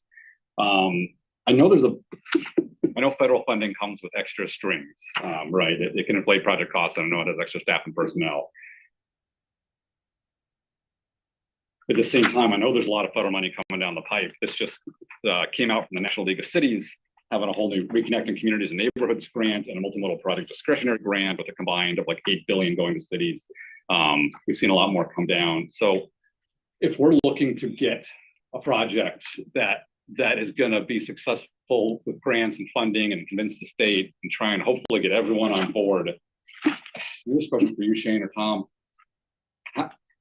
What's the trade-off there between saying we'll go forward with just one of these proposals now, and hope that even the conservative ones don't exceed project costs in a couple of years, even if the state pulls it forward, versus council providing some sort of prioritization or minimum criteria, and then saying, all right, we know what the ideal case is. Let's work towards getting funding from multiple sources, state, possibly federal, to achieve those goals. Does that kind of make sense on the, horse before the cart kind of thing? With the alternative, that's 12 feet on both sides. My perspective, I really like that option, because what that allows us to do is to ensure with the funding that we have and the information that we have, we're fairly confident that we're going to be able to construct within our current budget improvements and still leave our options open to have the 12-foot shouldn't pass on both sides. Funds are available. The one thing that I would like to say is that if council decided, well, no, what we want is something beyond that, right? That we don't currently have construction budget for. As soon as we execute a contract with the consultant to start design and permitting, we're on a course that's going to be very expensive for us to retract on. And we might find ourselves in 2025, asking council to find $5 million that we haven't been able to backfill with grants, right? Or be at risk to return those design funds because we have completed a design and permitted a project that we can't do. That's the risk, right? Okay, so there's still a risk of, even if we did say the 2 8-foot, right? Obviously that that's kind of off the table, but even if we did that, and that is below budget now, a couple of years, we could still be coming for more money if those construction costs go up. Construction budgets are based on 2025 construction cost estimates. So we don't have funding available in 2028 and 2029. Our funding has been put beyond 2028 sometime. Mm-hmm. What we're trying to do is make the strongest case that we can right now that we and WashDOT are moving forward with this project with a preferred alternative to deliver this wonderful improvement to the city that I think we should all be able to be proud of, right? I certainly would be, and ready for construction in 2025. And then regarding the off-bridge improvements, I said this in an email I sent. We are successful, in my experience, securing grant funds when we eliminate gaps in the system, right? And so when we're not going to wait. If we're going down this path with this bridge, working on design set for construction in 2025, we're going to start looking immediately for funding to close those gaps, on the bridge as separate projects, completely separate projects, so that we have a clean project with a clean project scope and budget. That makes sense. And just to expound a little bit on that, so federal funding, we say as a rule of thumb, that's going to increase the cost of your project by about 30% with the federal requirements that you have with it. We try to be very careful about federalizing projects, like adding federal funding into, say, a project that's completely state funded right now. If we want to do that, we'll plan on adding at least 30% more in cost to your project for that. And it's just more expensive to deliver those projects. There's federal requirements that we have, disadvantaged business enterprise We have to pay Davis-Bacon wages, and everything is Buy America, which means all the steel that we buy for the bridge, it needs to be purchased in America, so it can't be foreign made. So all those things increase prices on us. So we try not to federalize projects where we have state funding, because that's a big issue for us. Now, expounding on a little bit of what Tom said, we have a SR 303 corridor study where this bridge project was like the next project on the list to be able to move forward. We have a whole slew of other projects on both the north and the south side of the bridge that, you know, we get this project going forward, we get this project built. We are in a very good place to apply for federal money for those projects on sides of the bridge. But the trick is getting this project done. We can't just do half of this project and then try to come back with federal dollars, because as Tom mentioned, that would be like we wouldn't be successful within the parameters of the grants that we're trying to get, because we've already filled the map, and it's going to be we're not going to be very successful getting those grants and funds. So we are in a position where we have a really good project and a preferred alternative that we can move forward with, but then also be strategically situated to be able to apply for federal grants for separate projects that take care of the connections on both the north and south side of the bridge in the future. Thanks. That makes a lot of sense. I'll wrap up here because I've taken up much time, but I think that the 12-foot both side, I think, is the win-win. That seems to me to be the one that every stakeholder and every community member would be absolutely fantastic with. And then if we can get the connectors later, and I'll say on the opinion of now, let's go big or go home. If we settle on the 2 12-foot, I think we can get everybody together on that. I think we can find the money. I think we got enough good ties with our legislatures, with the grant sources out there to be able to get it done. But that's my take at the moment. Council, questions? Thanks for putting up with me. Denny? Sorry, online if I can't. Actually, no, I'm sorry. I do remember seeing Mockler's hand up earlier. So let's go Mockler, Denny, and then the Fry. Thank you for this. Thank you for the presentation. I think the presentation. Sorry, I'll say let's do Anna first. Oh, yeah. sorry. So Zoned out for a second. Okay, Mockler, Denny, Fry. Start off. Thanks. Thank you for this excellent presentation. I'm just going to say this one more time, that we have had a photograph at Public Works Committee of the UBIT inspecting the 14-foot wide multimodal lane on the floating bridge. And we've had that since last summer. I totally agree with Shane that we can't just do half of this project, and that's why I'm going to be brief, because, you know, it's a strange day.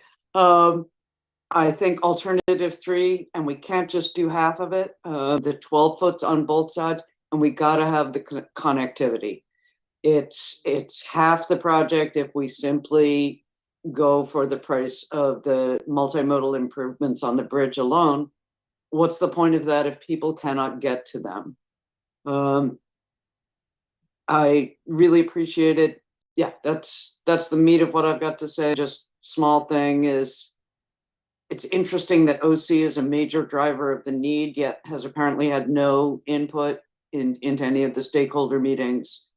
And I was really pleased that the low 80% of survey respondents were Bremerton residents. Alternative 3 actually makes this possible. It makes us a city that people will come here as tourists and say, this is a cool city.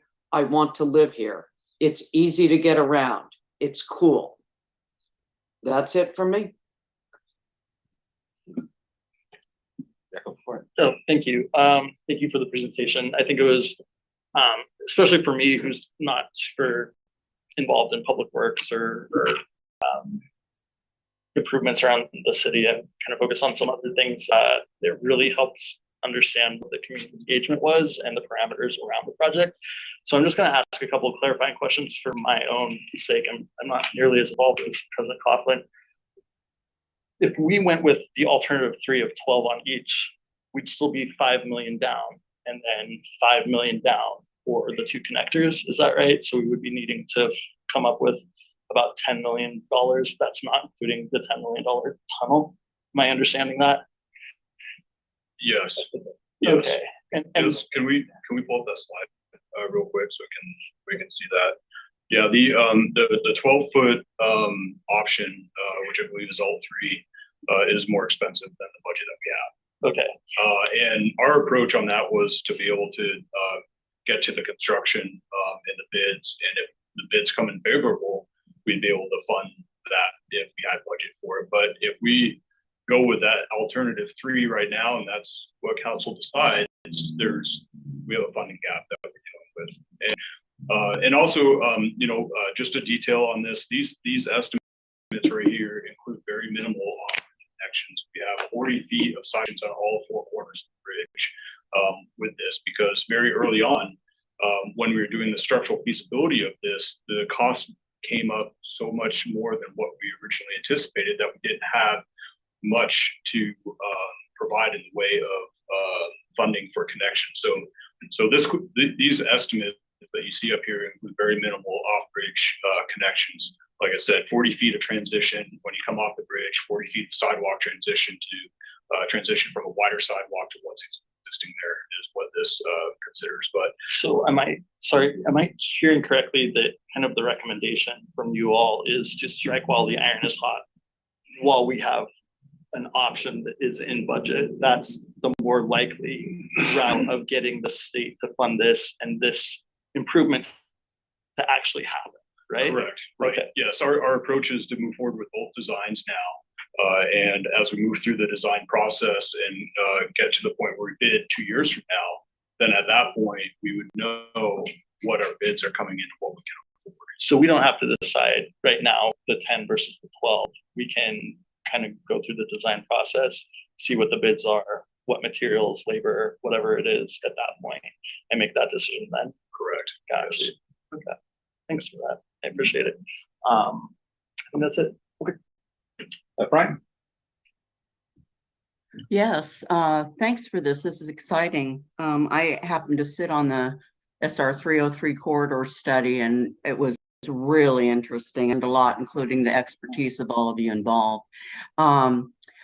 My question has to do with, hey, the public voted, they wanted both sides. Is this why council is only considering options on both, where the wide paths are on both sides, is because of the survey that was taken? It's really that's one of 3 factors. And so the screening apparatus considered the survey responses, which is what you're referencing, the 63, 68% preference for both sides. It also included the city's ADA committee, the WashDOT equity office. And so those 3 factors are what led us to use that as a screening criteria. Okay. I can go back to that slide and show you if you just need me to jog your memory. No, I, we're in a process right now of figuring out how to play this really.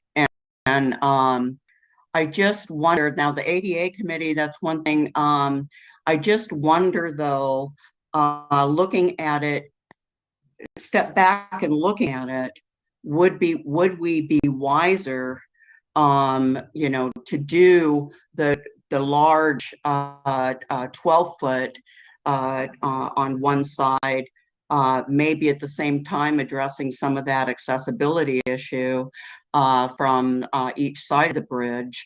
I've often said that corridor, that serves both Bremertonians who live in the east side and commuters who come down from Silverdale and other areas north. And I want to make sure that we're really keeping our eye on the citizens of Bremerton and making sure we have something that we're proud of. And I think connectivity is really, really important. However, having just heard clarification that we could, once we get down the road, if budget changes and so forth, we could make changes at that point. What I'm hearing, Shane, is that it's really important to submit planning documents that are within budget. And if that's true, really we should have had just options that we're within budget, I guess. I don't know. I want everything. I'm an and girl. I don't want to decide not to have something. If we could somehow make a complete plan that had connectivity, the two sides, whatever, and then segment it appropriately, just so that those of us who feel those other aspects are just as important as the improvements on the bridge, that at least we've got some documentation and not just, well, yeah, that's really what the council wanted. So I just want to play this as well as we can to keep as many options open. But I think your council is really leaning towards both, and however way you can package this over whatever kind of timeline, we want to look back 10 years from now and see something that we're all really proud of. And by the way, since East Bremerton is mid-century modern, I'd love to keep that mid-century look of the bridge. So thanks for that. All right, thank you. Yeah. Anyone else for? Yeah, Yeah. I do have one thing to say. I apologize.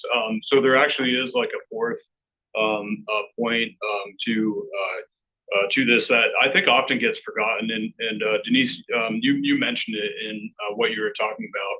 Before we've even gone through the effort of having an outreach on this, specifically for the bridge, previous to that, we did the SR 303 corridor study, Councilor Bray, that you were involved in as a stakeholder, and that was a pretty exhaustive 2-year public outreach effort for that corridor to figure out how is the 303 corridor in the future. What does Bremerton envision for that? That was completed about a year and a half ago, 2 years ago. It was a really exhaustive effort there, public outreach effort. And out of that public outreach effort, also there was a recommendation for widening both sides of the bridge to, at that point in time was a 10-foot on both sides of the bridge. And so that was, actually coming into this process and design, that's what we're homing in on, was that public outreach effort. But now that we've gone through this other public outreach effort, we're seeing the same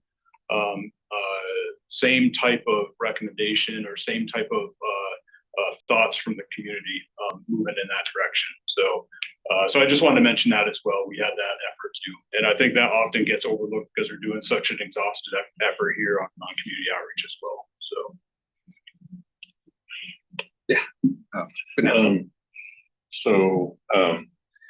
Thanks. It was a really great presentation, and all the answers really helped. And we don't always get exactly what we want.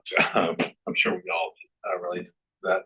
I kind of like how you were kind of saying it's like the option 2 plus.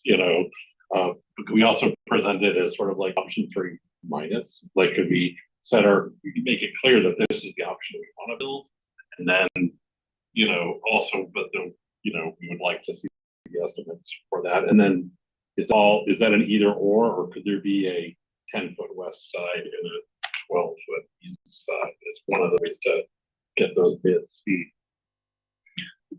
So I think how you move forward with the recommendation with the 10 and 12. We'll have 2 designs for the 10 and the 12, and we can say, yeah, we're going after the 12, but we don't have budget, then it would be the 10. We can definitely say that.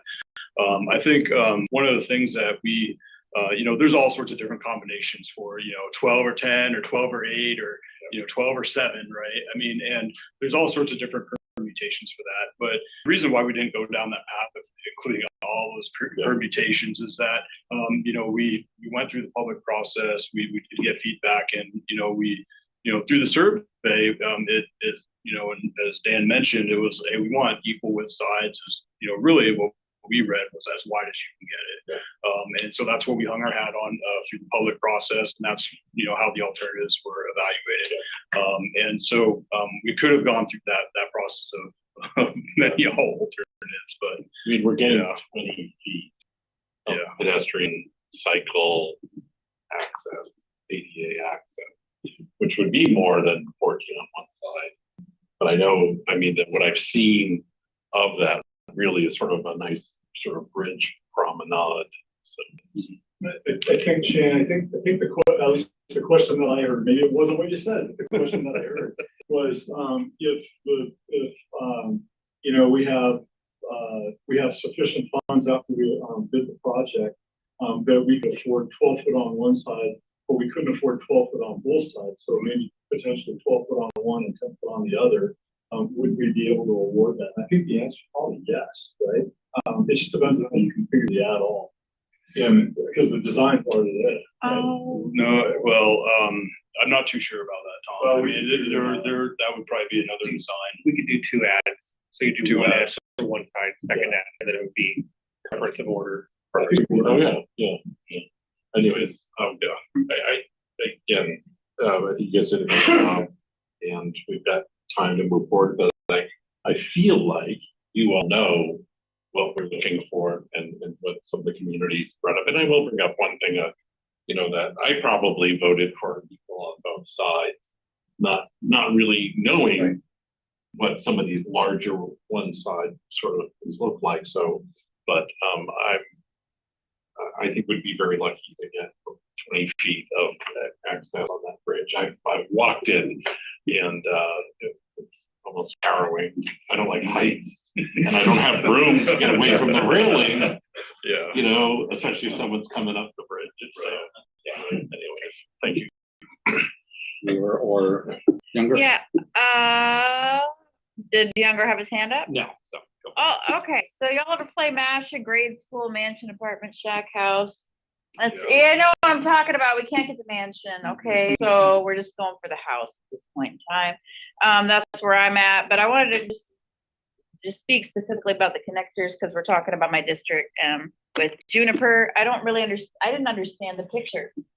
And so I just don't want to disrupt that little sleepy, quiet Juniper area. I mean, they're used to the on-ramp, but are we talking about leaving the connector there? And modifying it, but not to cut through the neighborhood? And are we talking about cutting through the neighborhood in any different way? And you're talking about the west side, correct, of 303? Yeah, I don't know. Yeah. I'm gonna be real honest. I'm directionally challenged. I use Google Maps even to get here. Okay, we'll go up So, yeah. thank you. But on the west side, on the north side of the bridge, on the west side, District 1 is where I'm at, so. right, Okay, yeah, cool. there is a loop ramp right there. Mhm. And I as take part it 12 times a day, probably. right. Yeah. So on the Lebo project a couple years ago, we actually ended up putting in a 10-foot sidewalk, or we call it side path, all the way up the loop ramp. And then there's a pedestrian crossing at the top of the loop ramp, marked crossing. What our original thought was is that as part of this project that we would connect up the bridge itself with wider sidewalk up to where that the recent improvements that we built as part of the Lebo project are on that ramp. So to make it one continuous sidewalk that meets ADA requirements is what our thought was. And that is shown right up there on the lower graphic on the on the other side of the street. That's where the that's where the loop ramp is right there. And so our initial idea, at the very beginning of the project would be connected up there. And then on the opposite side of the street, there's also Juniper over there as well, and that's where you see the Juniper Street connection. And when I was talking a little bit about that earlier, we had a lot of public feedback saying, hey, instead of connecting like you do with that little squiggly snake right there, down to Lebo, actually take that connection to Juniper and make that connection. In the middle then, right there. Make that connection right there, and have that go. Yeah, it's a little bit tough to see. Yeah, I mean, I guess my concern would be disruption to that neighborhood. But what I'm thinking is that most of the changes are going to happen in that green space that's around the retaining wall, and less so much in the neighborhood. Yeah, there's really that's a commercial area right in through there. That's like a business. That's you see that building right there, and then on the south side of that is Parks property. That's where Parks facility is out on Lebo. So there isn't residential right in through there. It's mainly commercial. Oh, okay, so this would be a big change. Yeah, I'm sorry, this is- I this think is- I understand. So this is behind your building then, so Yes. we're talking about, so, okay, so it's actually then, that might be District 2, sorry, Denise. We might be talking about District 2, because I'm on the other side. Okay, gotcha. Thank you. And then just for clarification, you had said that it's possible to do 1412. That doesn't get in the way of the equity issue, because really the issue is removing the equity issue of having it inequitable on both sides and inaccessible. So as long as it's accessible on both sides, you can make the divide. Okay, thank you. Yeah. That's The it. Washdouts committee was just concerned about not touching one side and leaving it at 2.5, for example, which is nowhere near what is needed for ADA. And I understand why people want to be on the east side of the bridge, because you don't have to cross over any damn traffic. It's scary. So, all right, thank you. Younger. Comments or questions? Sorry, I can't be.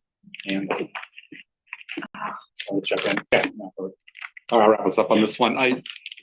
So going back to some of those events, I'll say personally, what I'm seeing from the community and what I have heartburn over is not having at least one side 12 feet. That's kind of personally where I'm at. I would, if I were to take all the alternatives and list them in order, I'd put it 12 and 5 over the 10. Just feeling very strongly that a minimum of 12 on at least one side is what the community overall would really make everyone happy. But that said, the one kind of alternative I didn't see up there is we're talking about slightly doing different sides of the bridge, of a 12 and an 8. It seems that should be the same cost as a 10 and a 10. And that might be an alternative that makes everybody happy.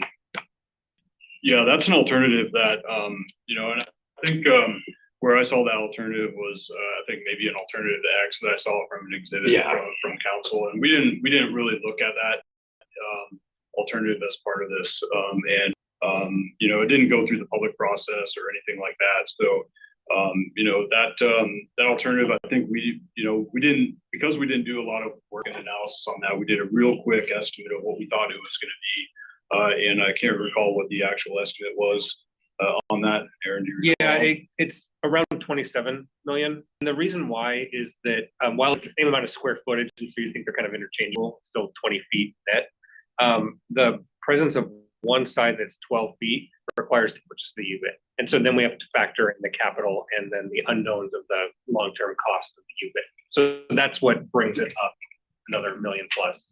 For 12 and 8. Okay.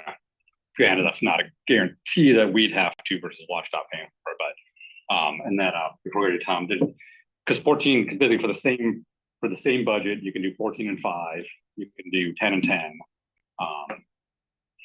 Okay.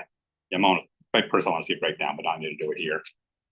Sorry, Tom, and then Yeah, just again, the approach that we're proposing, you can push that decision of how badly council wants 12 foot on one side to 2025 after you bid the project. We still have real hard costs at that point.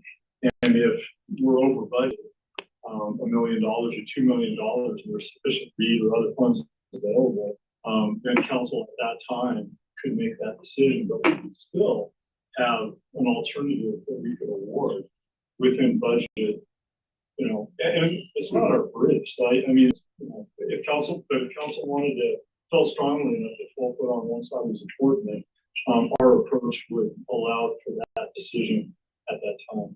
Okay, good to know. So it sounds like in terms of the next steps, next study session, dive back into this and see if we can come up with either a priority list or what suggestions do you have? Yeah, because that seems to me of kind of, we can get a consensus on council if these are the alternatives, the top 2 that we have to see. It sounds like we have budget already 2 to go to bid. Yeah. So, so I apologize for the late scheduling on this thing, but we're going to bring a resolution to council. It's going to be the next council session, and the reason why it's so quick is we're trying to get under design to be able to get for that $25 million construction funding, so we can get that moving forward. So we're going to come forward with a resolution with a preferred alternative, and with what we talked about tonight. And and hopefully have a resolution that council can deliberate and decide what to do with that. Okay, yeah, like anything else, we could tweak. There's enough majority. Okay. Ned. Yeah, so I would ask if the council wants to see this full presentation again, or if you want to have a point down discussion on the alternatives that were the preferred alternatives that were presented. Like, what does the next version look like? Does it look like this again, or what do you want to see? I'll just speak and say I don't think we need any. I don't think we need the full presentation again. I think it's hashing out exactly what's going forward, what the further decision gates look like in terms of if what we approve, you know, what the steps would be, whether we get funding, whether we don't, and making sure that's real clear. Yes, Mockler. Yeah. Thanks. Councilor Younger, you've been asked if you want to speak so many times. I just want to make sure I'm not jumping in ahead of you. Go for it. Okay. Just making sure that the design that we're talking about includes the preferred alternative, including connectivity on both ends of the bridge. So I can speak to that. The preferred alternative with the bus that we have assigned and have here only include very minimal connectivity on both sides of the bridge of 40-foot transitions off the bridge to the existing sidewalk. That's all these budgets include for off-bridge connectivity. And both the 10-foot both sides and the 12-foot both sides. Thank you, Shane. Can council say we would like greater connectivity? I translate that as, so if I throw this out there, sounds like you'll bring something to us next study session, like any agenda bill. If we don't like it, we can say we don't have consensus to move forward, or we want to see certain tweaks to it. And so we can kind of pick this up then, stare at what you have proposed, make potential tweaks, see if we have consensus, and then bring it forward to a vote. And part of that would include the preferred alternatives, having them include connectors or not, or putting it off for future funding. That makes sense. Okay, excellent. Okay, I'm just going to add a note that when Nick and I was presenting on the roundabout, that one of the questions I asked was, wouldn't it have been less expensive to build the connector, the roundabout, at the time that the bridge was redone? And he said, oh, very much so. So just mentioning it, stopping now. Thank you.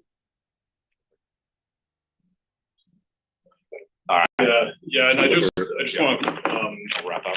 Yeah, so you know, one of the biggest challenges that we have here is on budget, and you know, we have constraints that we have with these alternatives, and this is one of the biggest things that we have to struggle with on this. So, you know, if we are going after more connectors, you know, then of course that's more budget and more cost. And we talked a little bit about you know, grant funding. We talked a little bit about how that could go in the future. We recommend moving forward with the bridge, moving forward with the bridge project, and folding more federal dollars into this at this point, or trying to do half of it or part of it is you know, we feel in our experience is not going to be advantageous for a strategy for going after funding in the future. There is a lot of federal funding that is available in the future for connectors, you know, and big dollars to do big things, and that would be an approach that you know, we'd recommend. All right. Oh, sorry. Yes, Younger. Okay, I was just soaking all this in. I see the apprehension of the council not liking the administration's preferred alternative. And then Council Member Mockler brought up the roundabout. Well, I believe I was there during the discussion, and we wanted to do a roundabout. The money wasn't there. We decided to proceed with the project because that's the funding we had. This is life. We don't always get what we want. I know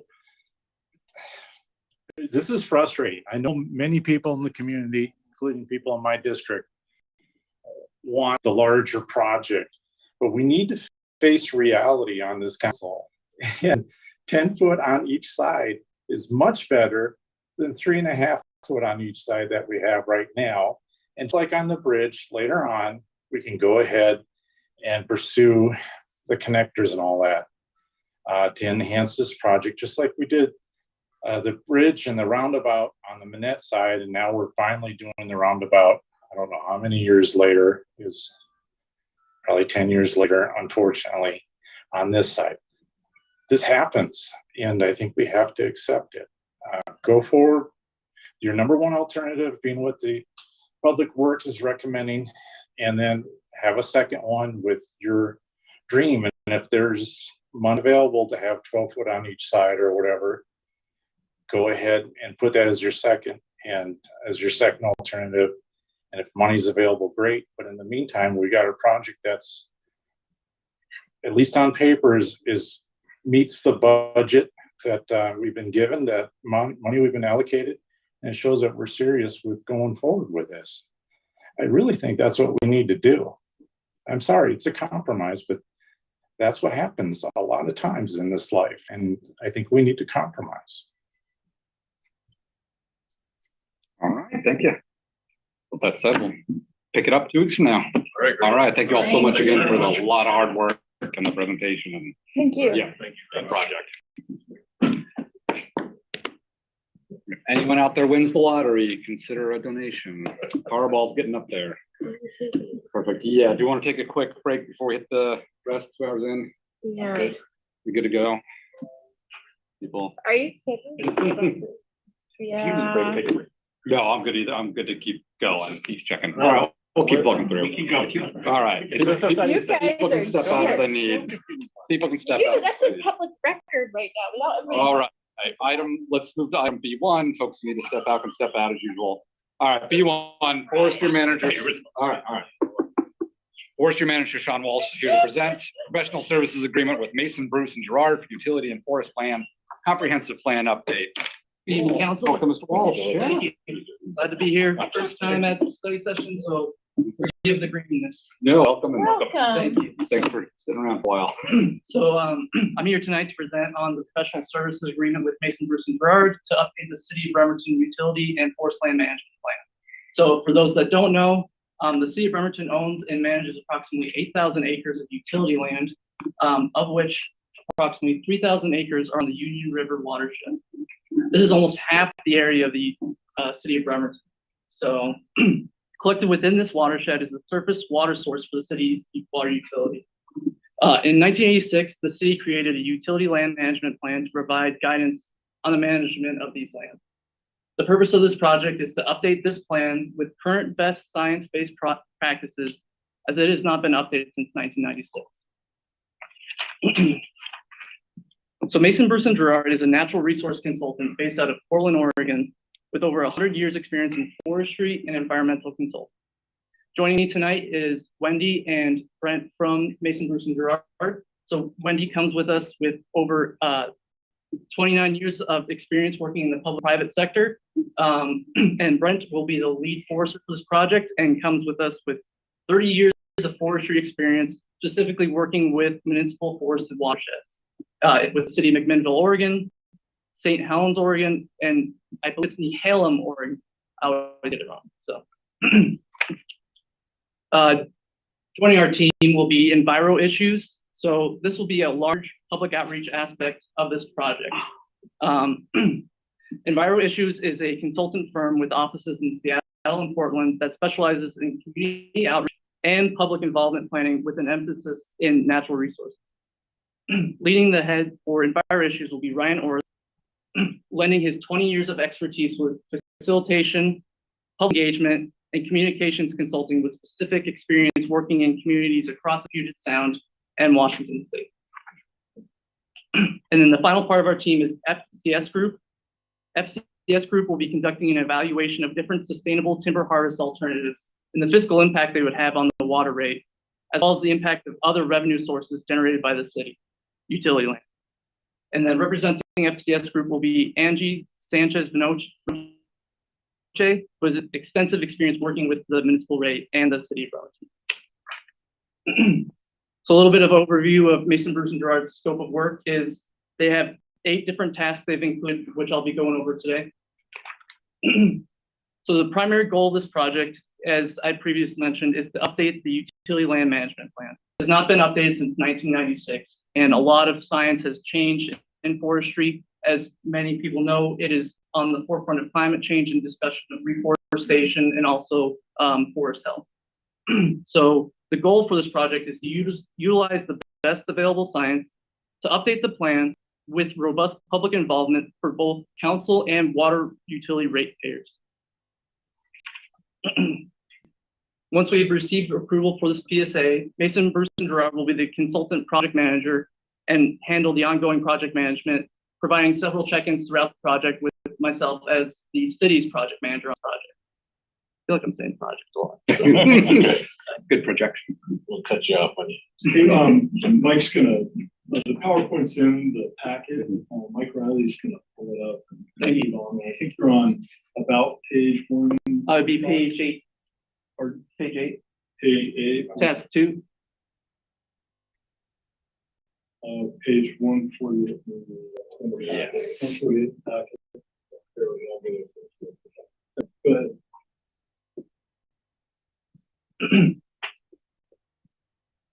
Oh, give me a second to bring it up.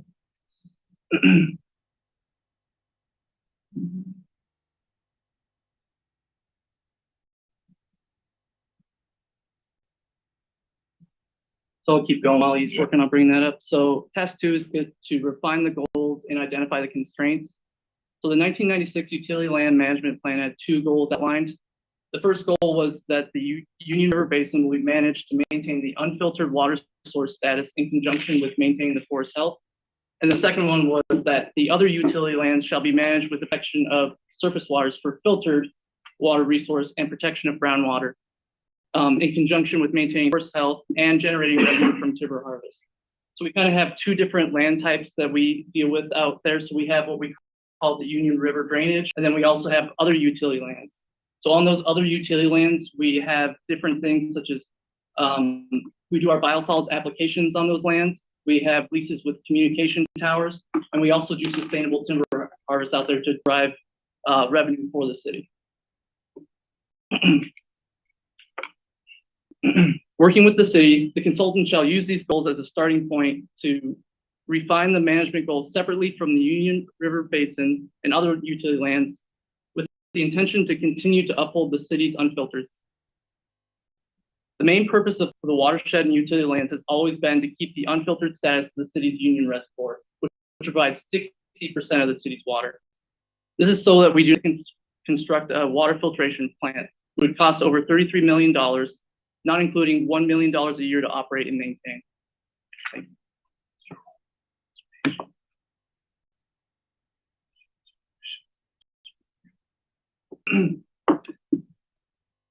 So under the third task, Mason Bruce and review the existing data available on the utility lands and data using common forest inventory metrics. They will also include observations on several key infrastructure components of the watershed and utility lands, such as roads, culverts, and overall forest health. Updating and documenting these assets will provide an inventory that'll be vital for helping make decisions on where improvements are needed in both the Union River Basin and other utility lands. There are several special topics that we request to be specifically investigated as part of this plan. These topics are that we determined needed additional time and resources to create topic-specific memorandums and recommendations that can be used during the plan update.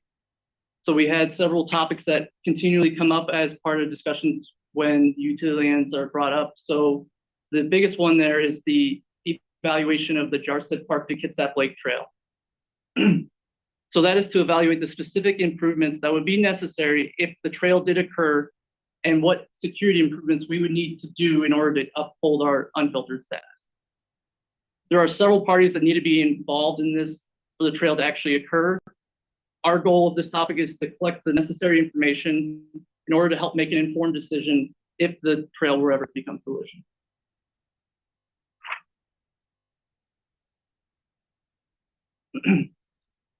So once all the field work has been completed and all the research has been done, Mason, Bruce, and Gerard will use the data to create a plan update with these 5 components that will be brought to the city for review, and also to the next part, the public outreach. So as part of public outreach, there will be an advisory committee of technical experts to provide input during the plan update. It will consist of city staff, tribal representatives, adjacent forest property owners, adjacent water purveyors, Kitsap Public Health, State Department of Health, Washington State Department of Natural Resources, 2 Bremerton water customer or ratepayers as designated by the mayor, and a Washington Department of Fish and Wildlife representative.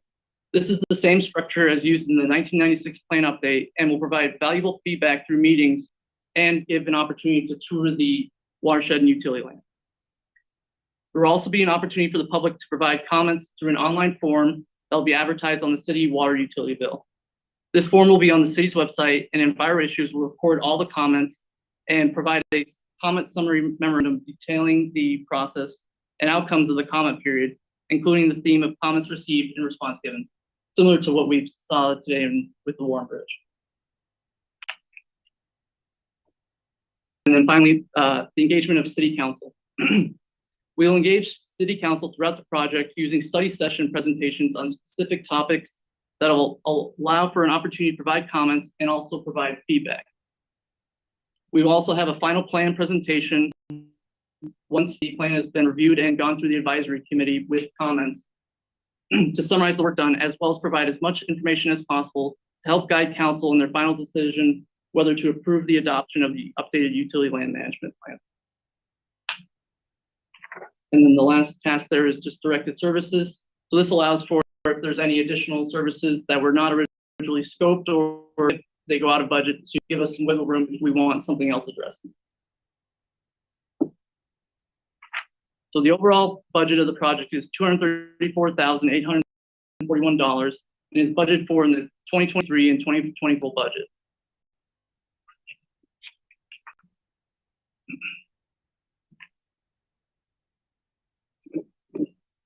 Once direction is received to proceed, it is estimated that the project will take approximately a year to come with a final plan to council for approval in summer 2024. So with that, I'll go ahead and open up to council for questions, and Wendy and Brent are also available if you guys want to ask any questions. Perfect. Thank you, Mr. Walsh, and thanks you two both for being with us online. Gotcha. So our orders are to approve just the professional services agreement with Mason, Bruce, and Gerard for this comp plan update. Perfect. Councilmember Mockler. Thanks, Council President. Hey, I've got to say, I love a comprehensive plan that briefs council on its elements. Thank you. I didn't catch the name of the FTS representative, Angie Sanchez. I believe it's Bernochet. Yeah. Okay. And Hillary Franz is not involved? No. Okay. So I have a few questions. So one of them is, I'm very that FTS is going to be looking at the overall profitability of the annual clear cutting that we do on our watershed lands. As many of you know, Lusignan Forestry has the contract to do that, and then to replant to Doug Fir. The last time this came before council, it was claimed that it was stated that the clear cutting was necessary because the trees had been infected with, shoot, you foresters will be better at this than I, laminar root rot. In which case, replanting to Doug Fir is pretty contraindicated, according to Allison Nichols of the Washington Forestry. Sorry, I've got some point of orders in the room, council member, on whether this is germane to approve. I'm happy that the that FTS is doing this, and my question is, sorry for all the lead in, is will Mason, Bruce, and Gerard be looking at only the ultimate goal of this, which is to deliver the least expensive, best naturally filtered water to Bremerton and other ratepayers. Yeah.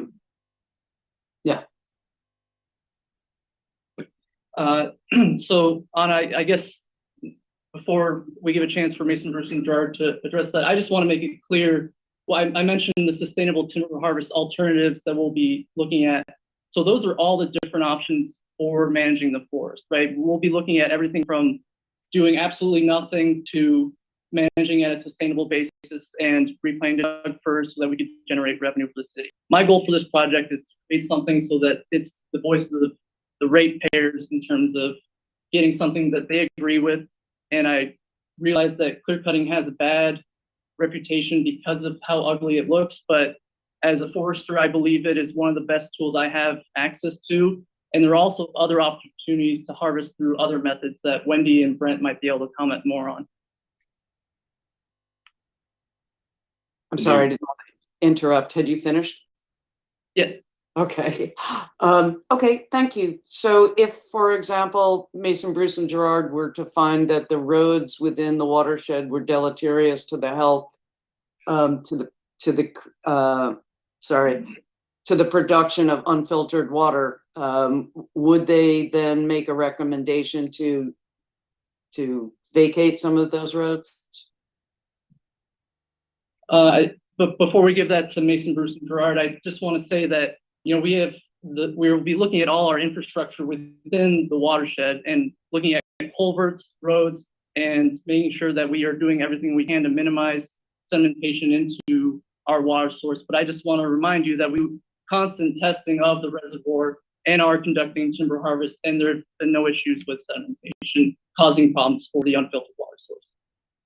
Thank you. And before I stop speaking, I just wanted to say I really like the way you've laid this plan out, the goals within it, and the care and attention that you are giving to not just the health of the forest, but the connection to the community. So thank you. Ms. Went and Mr. Keller, did you want to address any of those questions? Oh, I would just. Yeah, thank you. I'll pass it to Brent here in just a second. But yeah, so I'm Wendy Wente. I'd be the project manager for Mason Bruce Gerard on this. And by my thing, I just wanted to lay out there that I'm an ecologist by training. I'm not a forester. That's why we have Brent on. He's our lead forester on the project. But I just wanted to bring to the group that the context be set very early on by going back and looking at the goals and identifying constraints. So this will be something driven by the city. You know, we talked about the unfiltered water source status and how important that is, but there is, like, one of the initial things we do is go in and refine those goals and identify what we think are the current day constraints, because the plan is very old. And just based on the questions regarding forestry, I'll pass that to Brent then. He has a lot of experience with these types of plans. Yeah, I would just echo and confirm what has been said here as far as maintaining that unfiltered status. That's the lens we're going to look through, and the priorities out there are water production and clean water. And then we practice forestry in the context of that, as far as the types of harvests and evaluating the roads and the trail system through there and those types of things. So that's the approach. Thank you. Any other questions from council? Seeing none, any objection to consent for this professional services agreement? Consent sounds good. All right, seeing all for consent, so thank you very much. Thank you very much. I can't resist a pun. For forestry manager, you were not green at all. I feel like that was your intended pun to begin with, and I just got it. Yeah. All right, move to B2. We have planner Justin Rowland here to present ordinance to amend BMC chapter 5.36 entitled Special Events. Hi, and I'm just here to introduce Justin.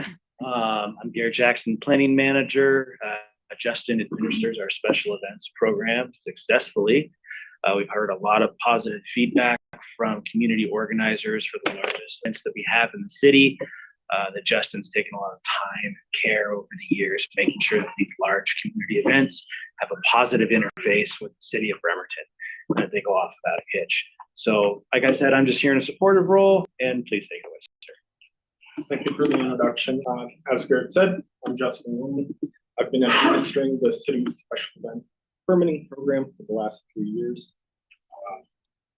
Thank you for having me to chat about proposed updates to the special event code, which these are regulated under BMC 5.36.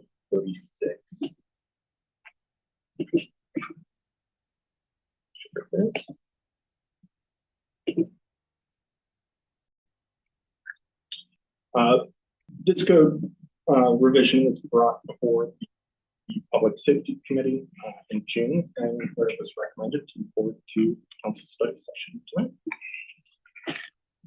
So just to start out the beginning, what is a special event? You might know special events as community celebrations such as Horses Day, Bridge Blast, and our very lovely Blackberry Festival. What you might not know is that these activities do require a special event permit because they often have impacts that might be temporary but significant in nature to the surrounding communities. The city requires these permits to assess impacts and verify compliance with the laws.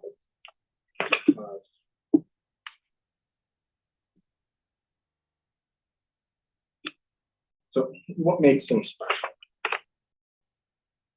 First and foremost is if we're gathering might become a special event when special use of city services, resources, or property is being utilized. If the event requires a road closure, increased police presence, or similar resources, then likely than not, a special event permit is required. Some perks to obtaining a special event permit is that you don't need individual business licenses or to operate during the special event. This is to help the guy who's selling elephant ears over the course of a weekend from having to obtain a business license for the whole year. And then lastly is that these are temporary in nature. Historically, the city hasn't had much regulatory flexibility in allowing giving the community opportunities to gather.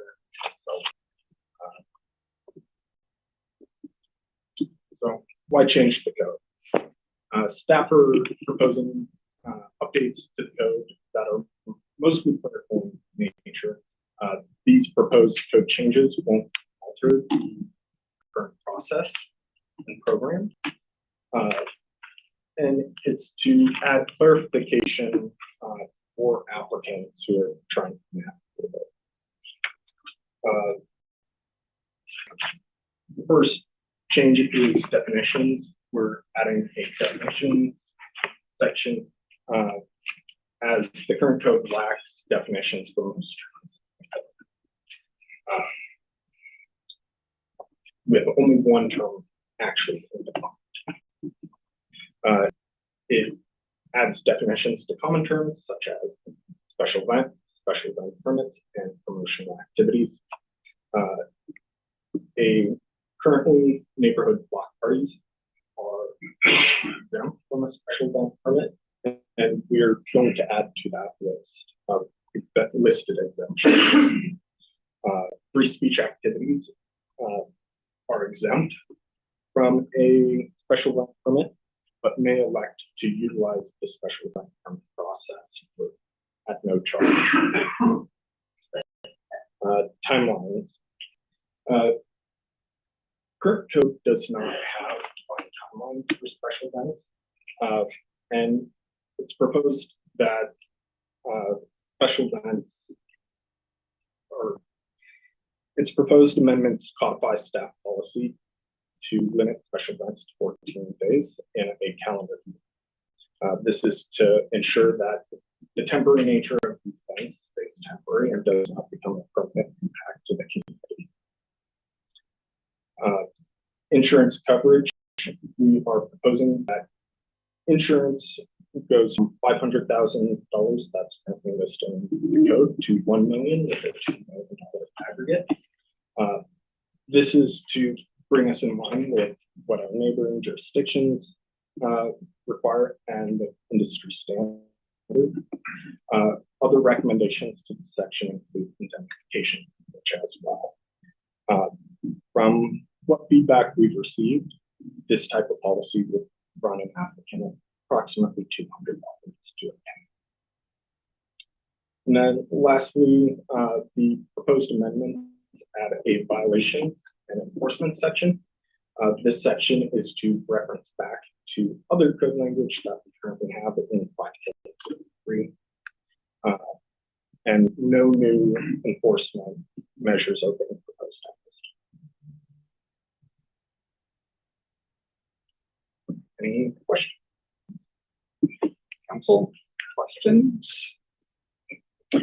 I don't know if Denise is Denise still here? She's not. No, you go for it. Okay, yeah, so yeah, it did come through public safety. And we gave the head nod. Let me go ahead and take a look. You covered everything. I think one thing that we did talk about is that one big thing is that it really, what was unclear in the language before was that we've had a couple situations where people have applied for special events, but it's been ongoing for long periods of time, and that's not the purpose of the temporary events. And so what this does is clean that up to make it very clear in the coding that these are for temporary events of 14 days. It makes it very clear. So that's very much appreciated. I have in my notes here WCIA review and Rex. Is that, so that's something that you push the top. I mean, it seems like an easy fix. What does that mean in my notes? Okay. To go from 500 to 1 million and 2 million aggregate. Okay. My policy for that only costs about $65 a month. So, how much is a temporary event permit under the new? You say you're going to change it? So no changes to our current fee schedule are proposed. Yeah, we do the whole at one time. Okay, cool. All right, that's it. So we give the head nod. Onward and upward, friends. Any other comments, questions? Yep, that's right. Oh, there she is. I think that was the head nod. This want to speak. Okay, yeah, she's working. Oh, just a head nod that you're good with it. Okay. Gosh. Oh my gosh, I can barely hear any of you. So it's a comedy show for, I'm sorry. I have no objections or any questions. This went through public safety and a few things were addressed at that time. Thanks. Okay, perfect. That'll wrap up. The only question I had is recently my neighbor. Oh, well, sorry. Go ahead. I saw it and I just found it. The 14 days, are those consecutive? So they can be spaced out throughout the year. It's just 14 days total throughout the year. So I've probably, maybe more than anybody else, although I haven't worked with you, done more special events than anybody probably, but this all seems pretty good, especially in the insurance. It doesn't seem like there's any other real significant changes besides kind of some administrative stuff. Thank you. Sorry. Oh, no, good. Okay. Yeah, no, I'll second the 1-2 million. I found to be pretty standard for museum stuff, so that's good. Neighborhood block parties. My neighbor did a permit the other weekend, and it was really fun. So is that changing in the cost on the $25 to get that permit filed? This update. So neighborhood block parties are currently actually filed through our public works department, and that process will not be touched as part of these updates. Gotcha. It was just okay, so no big update, just having it just defined in here. Yeah, and neighborhood block parties are currently defined as an exemption, and that will not change. Gotcha. Okay, fantastic. Any objection to consent to this? Seeing none, consent. All right. Yes. Next one. Thank you so much. Appreciate it. All right. Next, we've got Internal Services Manager Chris Mottner to present agreement with Capital Heating and Cooling Inc. for the Bremerton Library HVAC Systems project. Evening, everyone. Welcome. So I am here to present the bid award agreement with Capital Heating and Cooling Incorporated for the Bremerton Library Building HVAC Systems Project. The notice inviting bids was prepared and advertised per city procedures on May 30th, 2023 within the Kitsap Sun, Daily Journal of Commerce, the city's website, and direct advertisements to 66 other commercial HVAC contractors as listed on the MRSE roster. From that, we received 15 requests for the project bid packet and plan. A pre-bid meeting was held at the library building to show and explain this complex project on June 8th, 2023, and was attended by 7 commercial HVAC contracting companies. Bids were received, opened, read aloud, and recorded on June 22nd, 2023. There were only 2 bids received for this project. The bid tabulation is included in the council packet for reference. The low responsive bidder was Capital Heating and Cooling Incorporated of Lacey, Washington. The bid amount was higher than expected at $495,112.80, including Washington State sales tax.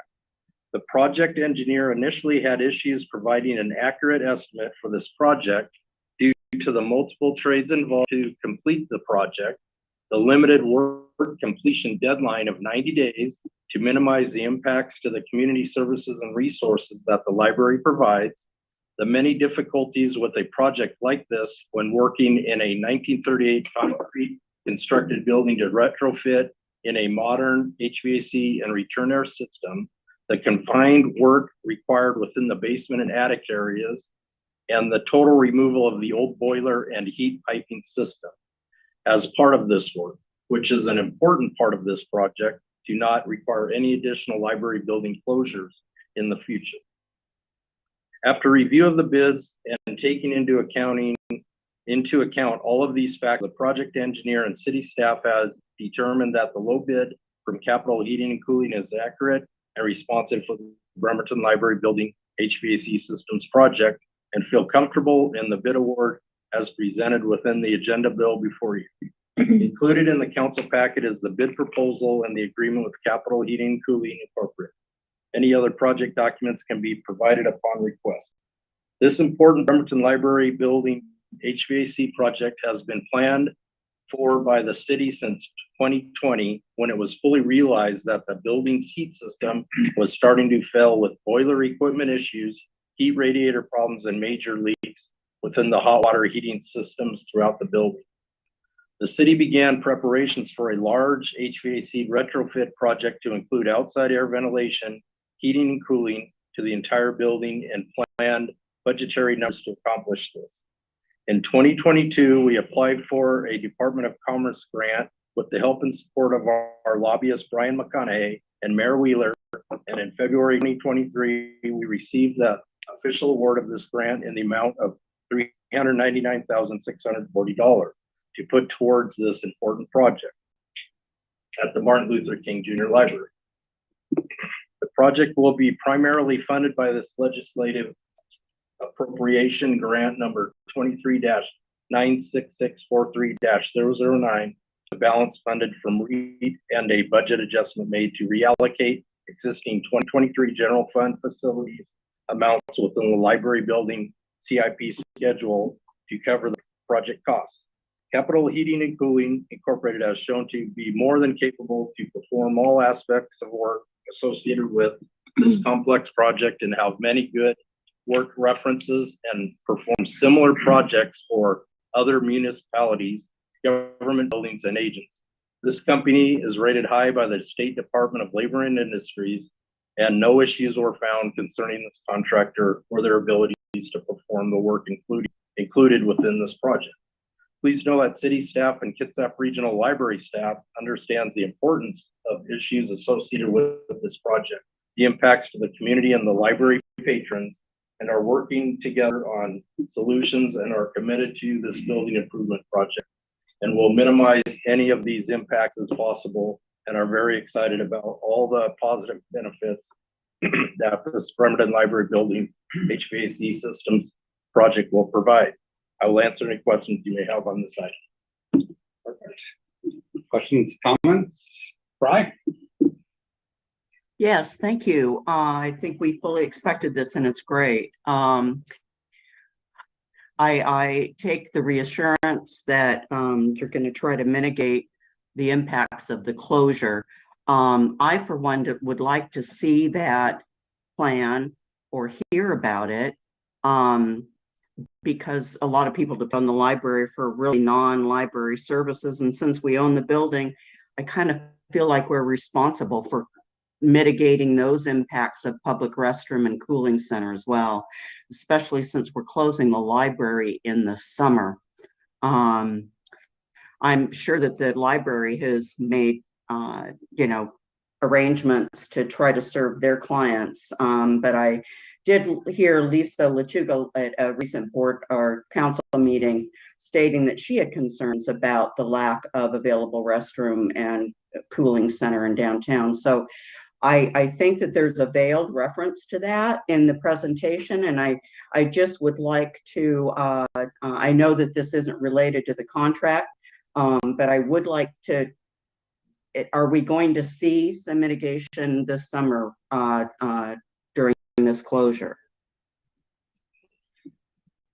Right, so the city has been working closely with Kitsap Regional Library on this project in general to just close it, get it done, get it right back open. So it currently and never has been a true cooling center for the community, even though it has been a kind of gathering center and a kind of a community, type of a space. So that's very important to us. The services that Lisa had mentioned, and we've met with Lisa and the whole Kitsap Regional Library team, has been internet access ability or availability, and then also the restroom stuff. So they are, the Kitsap Regional Library and the city is working close to put together some notice of resources available in the general area, as well as looking into how we can get a hotspot determined there, whether it's off the city system, which may or may not be a possibility, or if it is just off of the existing Kitsap Regional Library system that is in effect there now, or a purchase system to get us through this construction period.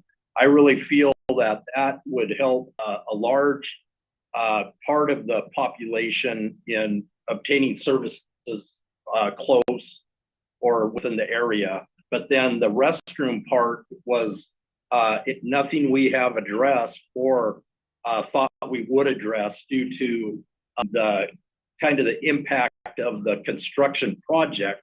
We don't want to try to draw a crowd to this project. We want the contract to get in there and just get the project done. We have a 90-day window, which is really tight for this type of a project. And so we're just hoping to kind of squeak by and get this done as soon as possible. We do not incentives for the contractor to finish early, but they have assured me, that is on their agenda as well. That's a high priority that the city and the Kitsap Regional Library has determined. So I hope that helps. That does help. Thank you very much. And still, we have a real, I guess bathrooms are just a real challenge for municipalities to provide. So I sure wish we could figure this out because I think 3 months, let's bang it out. Let's get the work done. Let's get people back into the library. I'm so glad that we're maintaining our internet connection for them. And yet we can't give them a bathroom to use. So I'm just frustrated with that, but that has nothing to do with you or your presentation. So thank you for that. No, I'll say aloud, any member of council can go to a vote on it, but I think I'm fine to keep that germane. I think that's germane to this, just given the impacts that it'll have. So I want to say that aloud. Any other questions, comments for council? Okay, as sympathetic as I am to the bathroom issue, I don't really know if it's necessarily germane because I don't think that that we should put the onus of a bathroom issue onto this project because they've got a tight window to make before winter comes. And then the construction becomes even harder, work becomes even harder. The fact is, we have budgeted for a bathroom. It has not happened. Administration hasn't put it there. We should not be like forcing it onto this project. That's all I'd like to say. Thank you. So I do not believe it's germane to this. Thank you. Nope, contract looks good. I appreciated the public suggestion on the use here. I know there are challenges, but if the administration has taken a look and consider it, I'm glad that they are. All right, any objection to consent for this item? Oh, sorry, Martha. Look back, Martha, back to Fry. Thank you. Just a real quick question that I hope is germane, which is, will there be notifications posted about where the services can be found nearby, bathrooms, hotspot, et cetera? Yeah, that's what he said. Right, yes, yes, so, we're working on the city's side of having that, information available to patrons and local community members, as well as the library is working on their side on, announcements of the closure, and updates to the project itself, as well as where resources are available, the other libraries, stuff like that, so. Thank you. Right, go for it.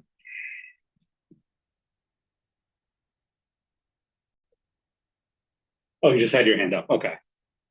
Quick T check, Eric and Anna. Can you hear me if I speak at this volume? I just want to make sure if it's speakers or okay. Then I think it's internet connection. I just wanted to double check. Yeah. I know sometimes these devices are hard to hear from, and also for anybody who's needs kind of hearing devices, it might be difficult as well, just for the public and so on. Yeah, I just want to make sure if it's an R end or other end. So I think it's other end in this case. Yeah. Correct. Okay. Any objection to consent on this one? Seeing none. All right, this will go on consent for next week. Thank you, Mr. Mata, for walking us through that. Appreciate it. All right, council, I suggest let's see if we can knock out this next one and then take a quick break before B5. Yeah. All right, B4, Managing Engineer Bill Davis here to present professional services agreement with Kennedy Jenks for 2023 wastewater comprehensive plan update. Welcome, Mr. Davis. Good evening, members of the council. I do have a very brief, just a 2-page handout here. Thank you. So those on TV, you're not missing much. Thank you. We'll get them in the packet later. Perfect. Okay. So I'm here tonight to talk about the City of Bremerton wastewater comprehensive plan update. This is an update to our general sewer plan required by the state of Washington to be updated. We update ours every 10 years because our infrastructure changes sufficiently that I feel like that's a good window to update. And this is, I just wanted to show you, this is the wastewater comprehensive plan. This is from 2004, 2005. So the last one we did was in 2014, and this is the most current one. So this, it goes to the Department of Ecology for approval when we're done. It goes through a CFIP process, so it gets reviewed by our planning department. The contents of this document, we do a collection system and facilities inventory and evaluation. We look at what's existing in our system, make sure we identify problems with it so that we can use it for our capital planning. Basin study and analysis, the consultant has different models that they use to evaluation our collection system to identify constrictions, and they also evaluate the plant hydraulically as well as the various processes of the plant to see if they're efficient. We're doing a risk evaluation of critical infrastructure, particularly the Crosstown pipeline, which is the main pipeline coming through Bremerton. Carries all the sewage from East Bremerton to the wastewater treatment plant. So we want to identify any issues with that and plan going forward. And then we do system-wide wastewater planning, which population growth over the next 20 years, and see the impact of that on our pipes, our collection system pipes, the plants, our pump stations. And then we also do, out of all that information, we develop our 20-year CIP and perform a financial analysis, which is used to set our budgets and our rates. And then something we added late was a sewer infrastructure and facility siting. at the Puget Sound Industrial Center. There's a lot of potential for growth there, so I want to evaluate that site for future sewage. So we went through a consultant selection process, sent an RFP, 3 consultants submitted proposals. We sent out an RFP and we received 3 proposals. Kennedy Jenks was selected. We negotiated a contract for right around $640,000. This was presented to the Public Works Committee in June, and the active study period will start when the contract is executed in August, and it will go about a year. And this is budgeted in the wastewater budget in 2023 and 2024. Thank you. All right, question? Looks like this went through Public Works, so no issues. Going once, going twice. Oh, all right, Anna. So close.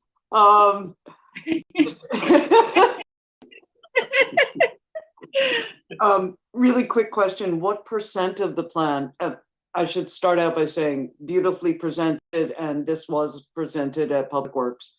What percentage of the plan is investigating the PSI wastewater beyond the intralocal that we're developing with Mason County? It's around $3,000. That particular task is about $40,000. Okay. Thank you for doing this. Thank you for explaining it. Public Works had no questions about this. Excellent. Any objection to consent? Seeing none, this will go on consent for next week. Thank you so much, Mr. Davis. Appreciate it. All right. Next one's all gonna be big discussion, so let's reconvene at 7:57. Oh, yes. All right. Take a 10-minute break, 7:57. Thanks all. Okay.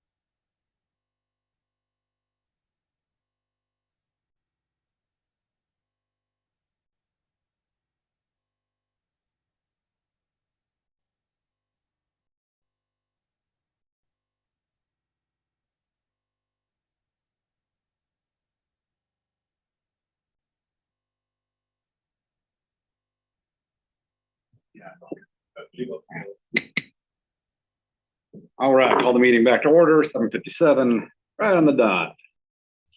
Next up is 5. We have City Attorney Kylie Fennell here to present ordinance to amend BMC Chapter 9.32 entitled Quote Unauthorized Camping. Yeah.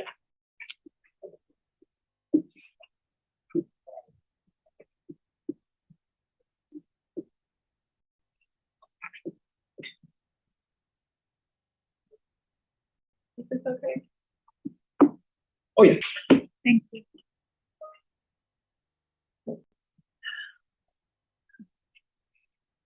Let me switch gears here. A lot sort of different right now. Okay, so this is resuming our discussion of taking action on the portion of the Bremerton Municipal Code that regulates camping in public spaces. This discussion started with the study session on June 28th. The council heard public comment on July 5th. It's back at study session today for me to answer questions and hear your input on where you're headed, with what you'd like me to draft. And then we have a council meeting date on the 19th of July. Certainly that doesn't have to be the final discussion of this issue. If we don't feel like we have a clear direction, or we don't know exactly what that direction is after tonight's study session, we could just go at another study session. I don't have additional materials for you tonight, simply because I feel like the issues are pretty well laid out as to the reason for the need to take action on this ordinance. If there are questions about that, I can certainly address them. But I really wanted to spend tonight more with my mouth closed, my ears open, and happy to find out what it is that this council would like to see for this community. And just as a refresher of what we're looking at, currently our code prohibits camping in public spaces all over the city all the time. Ninth Circuit decisions have indicated we need to change that. And the ways that in which they can be changed would be to repeal the ordinance in whole, and that we just wouldn't have an ordinance prohibiting camping in public. The council did similar action, for example, on the panhandling ordinance last year. Pulled it all together. We didn't try to craft it in any way. And the other action would be to amend what we have right now and try to come up with one that is in line with the Ninth Circuit's decision, which does leave open the option for a municipality to regulate time, place, manner type restrictions on camping, so long as there's not a blanket prohibition, and it really takes into account that shelter space availability. As an aside, and I won't go into it, the Ninth Circuit did come out last week with an amended decision in the Grants Pass case. They denied on month review, but the judges in issuing that sort of revisited, clarified provisions in it. I didn't think that it really added much to our discussion that I hadn't already talked about, but you might see something in the media discussing about the Ninth Circuit's decision. It's the same one they made in September. It didn't substantively change. I suspect it is likely going to be heard by our Supreme Court in the future. Okay, and I'm going to get my yellow legal pad. Perfect. All right, thank you, Attorney Fennell. Bring us back up to speed. So, yeah, we have some difficult decisions to make. I figured if it sounds good to council, what we can do is just a round robin to see where folks are at this issue. I think we have gotten, we purposely went to public comment the other week to get as much public comment as possible, and I think we got a lot. We've got a lot by email as well. So I thank you up front to everybody who's spoken up, and I'm glad this council took extra time to take a lot of public comment on this issue. So we kind of know, I think we're all on the same page on what the possible options before us are. So I'm wondering if we just want to go around and state our thoughts on where everybody thinks we should go and see if we have a consensus or at least a majority of where to head with this. So I'll see if anybody wants to go first. Sure, Councilmember Fry, appreciate it. Break the ice. Well, you won't be surprised. I was really impacted by the public testimony in a lot of different ways. And I'm a grandmother of small children, and so my heart, of course, was touched probably the most by the parents, you know, the young family that's trying to raise their children across from MLK or on MLK. And so, you know, I know we have to do something, and I know what our options are, and I guess I kind of lean towards the hour restriction, and I know that many people who are without houses because of security, their fear, don't feel comfortable, you know, sleeping during the night, and so they sleep during the day. But I balancing the rights of people here. I've got it. When that young man told me that his daughter had been sexually propositioned in her front yard, you know, that's not something that a kid forgets. And behavior, we need to focus on the behavior.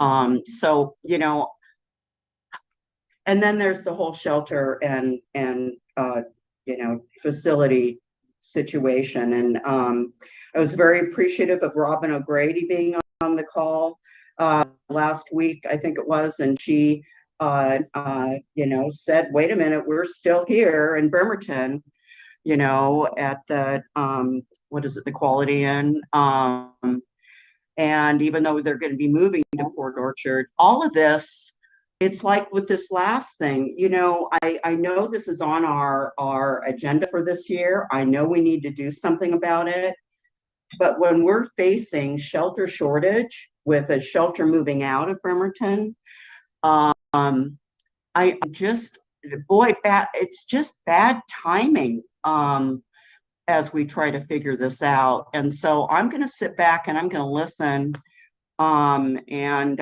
hope that I get more clarity with other council members and with our city attorney.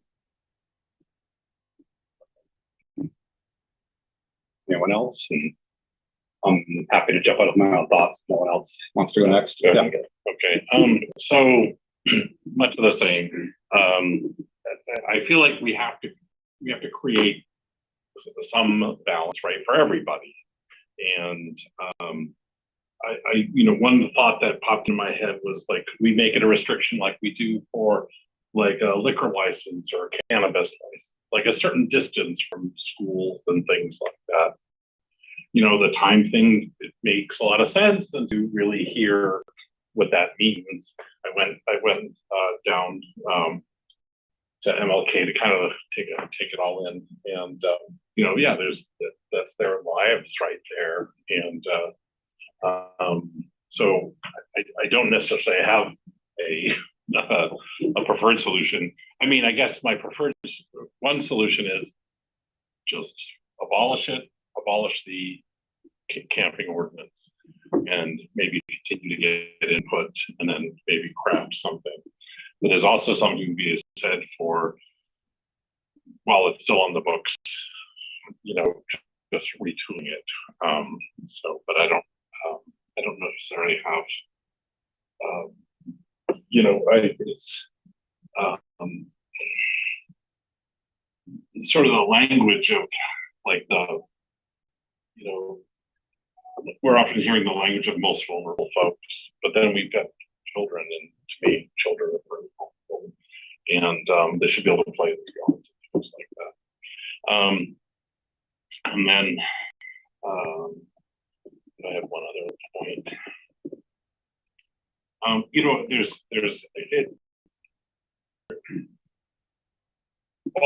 What we do is we legislate, right? We create laws, we create a framework for the citizens of Bremerton to operate within. And so we've got this large population that can operate within that. Now we've got a population with significant challenges. It doesn't mean they don't have no framework. We have to find a framework that hopefully will allow them, to be able to live and find facilities and live with dignity. That's all I have. Yeah, I'm in somewhat agreement with my fellow counselors who just spoke. I know that the Ninth Circuit is the most liberal circuit in the country, and if they are coming down with a suggested framework of, you know what, these people are neighbors, our fellow citizens, our fellow humans, due to a lot of circumstances outside of their control, mainly, the economic framework of this country, in my opinion, are unable to house themselves. It is cruel and an unusual punishment to criminalize that. I think the framework that the court has handed down is a suggestion to cities recognizing the balance that Councilor Goodnow is talking about between a very serious issue where, funding might not be available for us to make sure everybody has a home as a municipality, right? Maybe as a country, as a state, we might have funding. But we're trying to balance these interests of an unhoused, vulnerable population with a population that,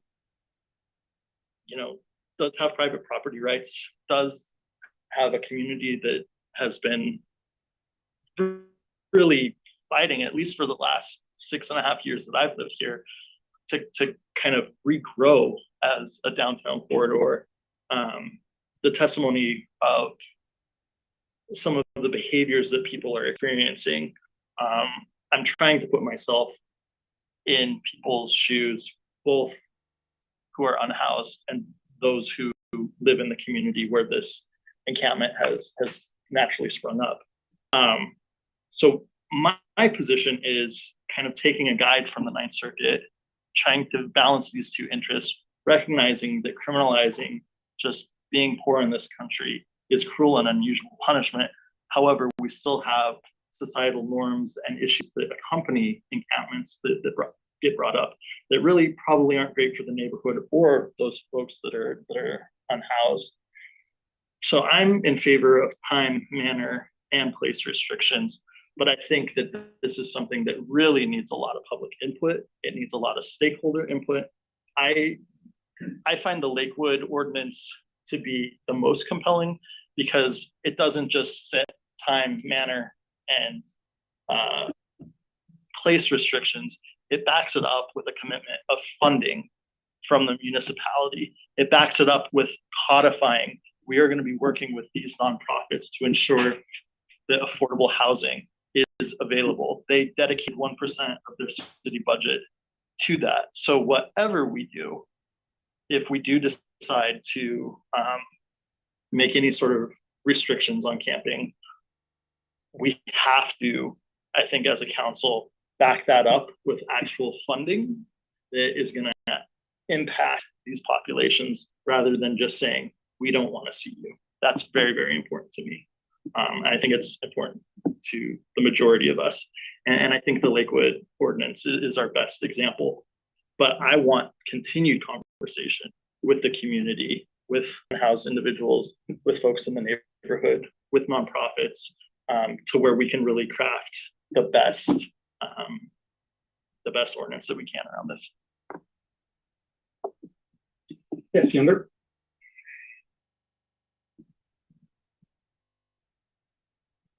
Yeah, I didn't quite, you called my name, Jeff? Yeah, go for it. Okay. So as I had mentioned last study session, I like the Lakewood ordinance overall of the three that were presented to us. And before I get into the framework that I'm thinking of after hearing all the input, I have a question. Kylie, the Lakewood ordinance talked about the ordinance can't be enforced if there is no shelters within a 15-mile area of the city, or where the houseless person is located in Lakewood, something to that effect. In other words, it doesn't have to be contained within Lakewood City's borders. If a shelter is not available, then the law cannot be enforced. Do we have that situation now? I know there's a shelter being built in Port Orchard, but if we passed an ordinance that prohibited camping if there was a shelter within 15 miles of the city limits, is there such a place? Do we have the capacity now? So just to clarify, so Lakewood's ordinance has a couple of features. One is that the wetland or protected waters area, and I'm sorry, Yeah. are you having heart trouble? Can you hear me? I can speak Yeah. up. I Okay. think, The protected waters area is not contingent on shelter space availability. That's where Lakewood goes with that. Camping isn't allowed in those areas regardless of shelter space availability. With regard to what, then they have another portion of the code that is similar to what we have now, right? That just says you can't camp in Lakewood at all, but this portion is only enforceable if there is shelter space available. And so that portion of their code, obviously they, if you look in here, their partnership is with the city of Tacoma. And so they don't have that shelter in their city. They partnered with Tacoma and sent money and financially support a shelter that's outside of their city limits. There is some, I want to say risk. There's language in the one of the Ninth Circuit cases that make it sound like it needs to be within your actual jurisdictional boundaries, and that took a lot of heat. I don't think many people are following that verbatim. As long as it's reasonable for someone to be able to get to the shelter, or perhaps if the city's providing transportation to the shelter. So as to your question about what we have right now, I mean, we have, Pendleton Place is a low barrier housing first model, and the quality that's within the city limits, and then as well as the quality is within the city limits. It's my understanding that those are both at capacity right now.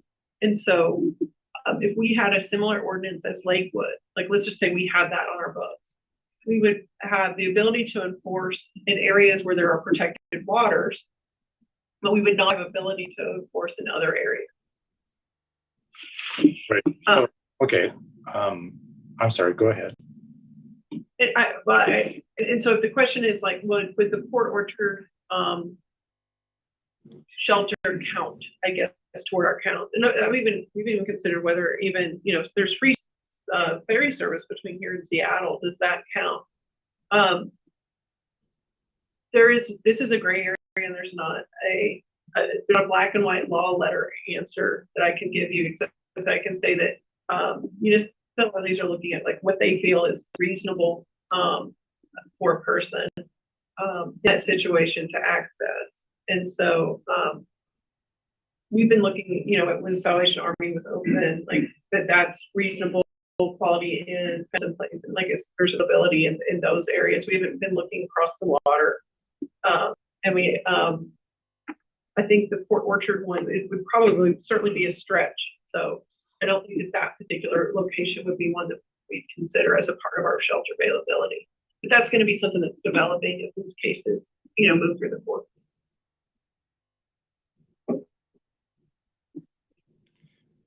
Okay, so to start off, I like the Lakewood prohibition. It's just like our Shoreline Management Act, right? Within 200 feet, development has to be protected, basically. And so I do like that as far as, the unintended consequences of camping with no sanitary facilities. We want to protect our watershed. So hopefully everybody's in agreement with that. I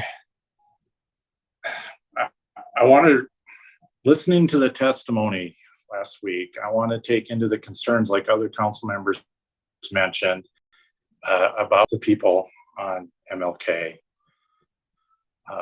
Way, the residents and how they're affected. And it's particularly on their street, but as we know, it could be on anyone's street. And so the approach that I'm thinking about, I'm thinking out loud, and oh, people aren't listening, start attacking me or whatever. Hey, we got to come up with some solutions. So I'm just going to throw it out there. I could be wrong, but you got to try. So I want a balanced approach, I think similar to what my previous council members had just spoken about. And the way I would approach it is, if there is no shelters available, then you can camp in the city of Bremerton. But you can't camp in all public spaces. I want to avoid the camping on the sidewalks across from somebody's house or in front of somebody's house. I would designate public spaces that are in the city of Bremerton that have the least amount of impact on its residents. Doesn't necessarily have to be a park, but it could be a park. It could be a city space that is not being developed whatsoever. And we put up our adequate facilities like a porta potty or whatever, to give these people some sanitary services, which are better than what they have now. And that would be provided if there is no shelter space, and we can work out the mechanics of that definition, whether it has to be within the city or not. And we would have an incentive then as a city to provide shelter space, because we're going to get complaints wherever these areas are as well. But I think that approach would be preferred to what we have now.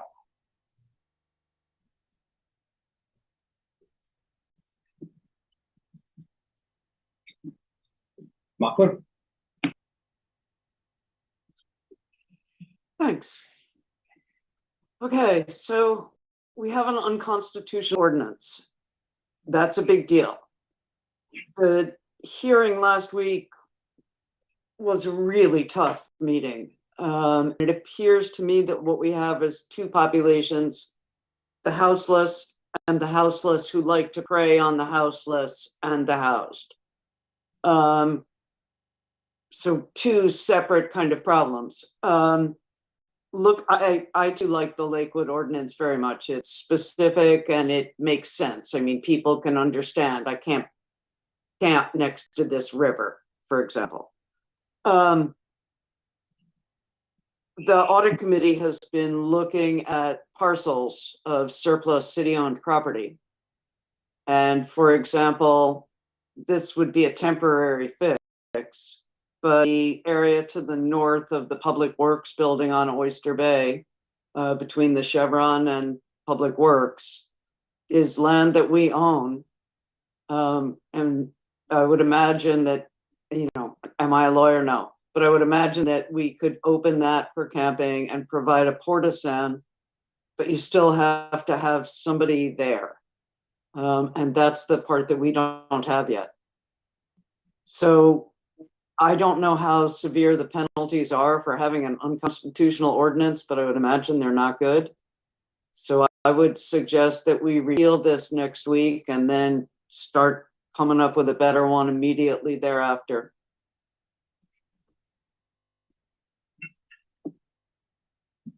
Gonna go unless you want to.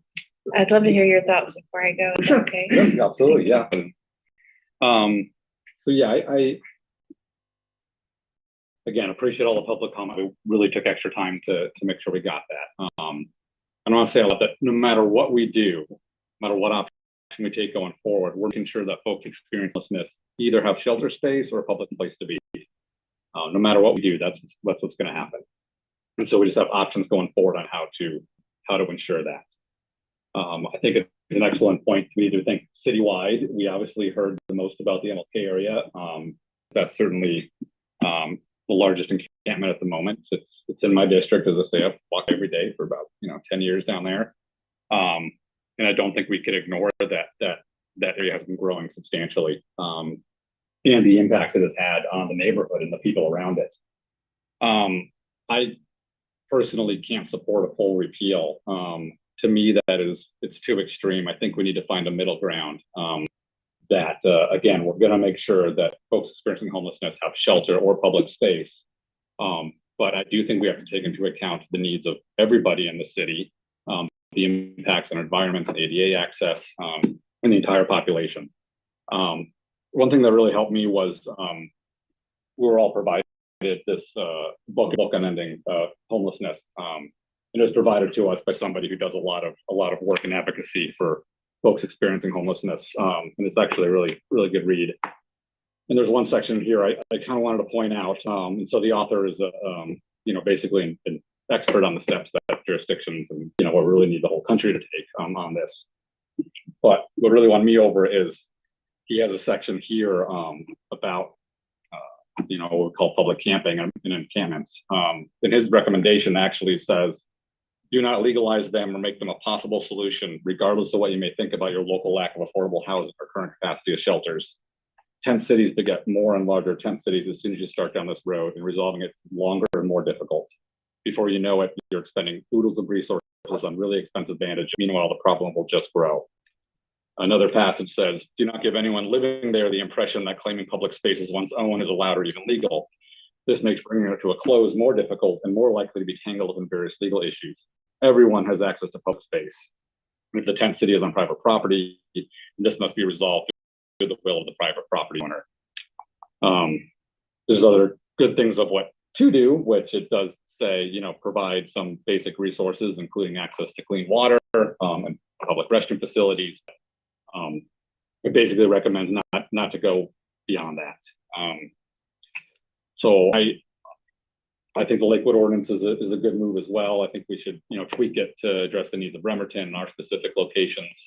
But following this book, hearing the impacts from the neighborhood, I think the goal should be twofold as we continue and as we have done, provide resources to folks experiencing homelessness, keep working with our county and state partners, because that's really where this needs to come from, on universal services and resources, and not expect the poorest per capita city in the county to provide all its resources. But in the meantime, I also think it is important, following this book's guidance, to prevent large encampments from forming. We will make sure folks have public places or shelter, but I think large encampments are not the answer. I don't think it's a fair solution to folks experiencing homelessness. I don't think it's a fair solution for the neighborhoods. So I would like to see us not repeal an ordinance, but start working on an update to the existing one, following the probably Lakewood model that strikes that middle ground. So that's where I'm at the moment. Okay.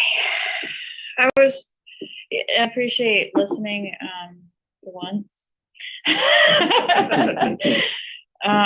Here's what I've been thinking about is I remember one time when I was I've been kicked out of so many places in this county and moved so many times.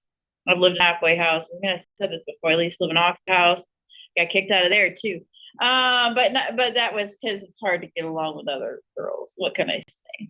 And I wasn't emotionally mature. I hadn't been able to take advantage of therapy and recovery and all these things that I have the privilege of now. But there was one time I remember I just had to leave this housing situation that I was in. And so I went and took my tent down to Illahee and I put it up. And then I left Illahee to go try to get the $15 from someone to go stay there. And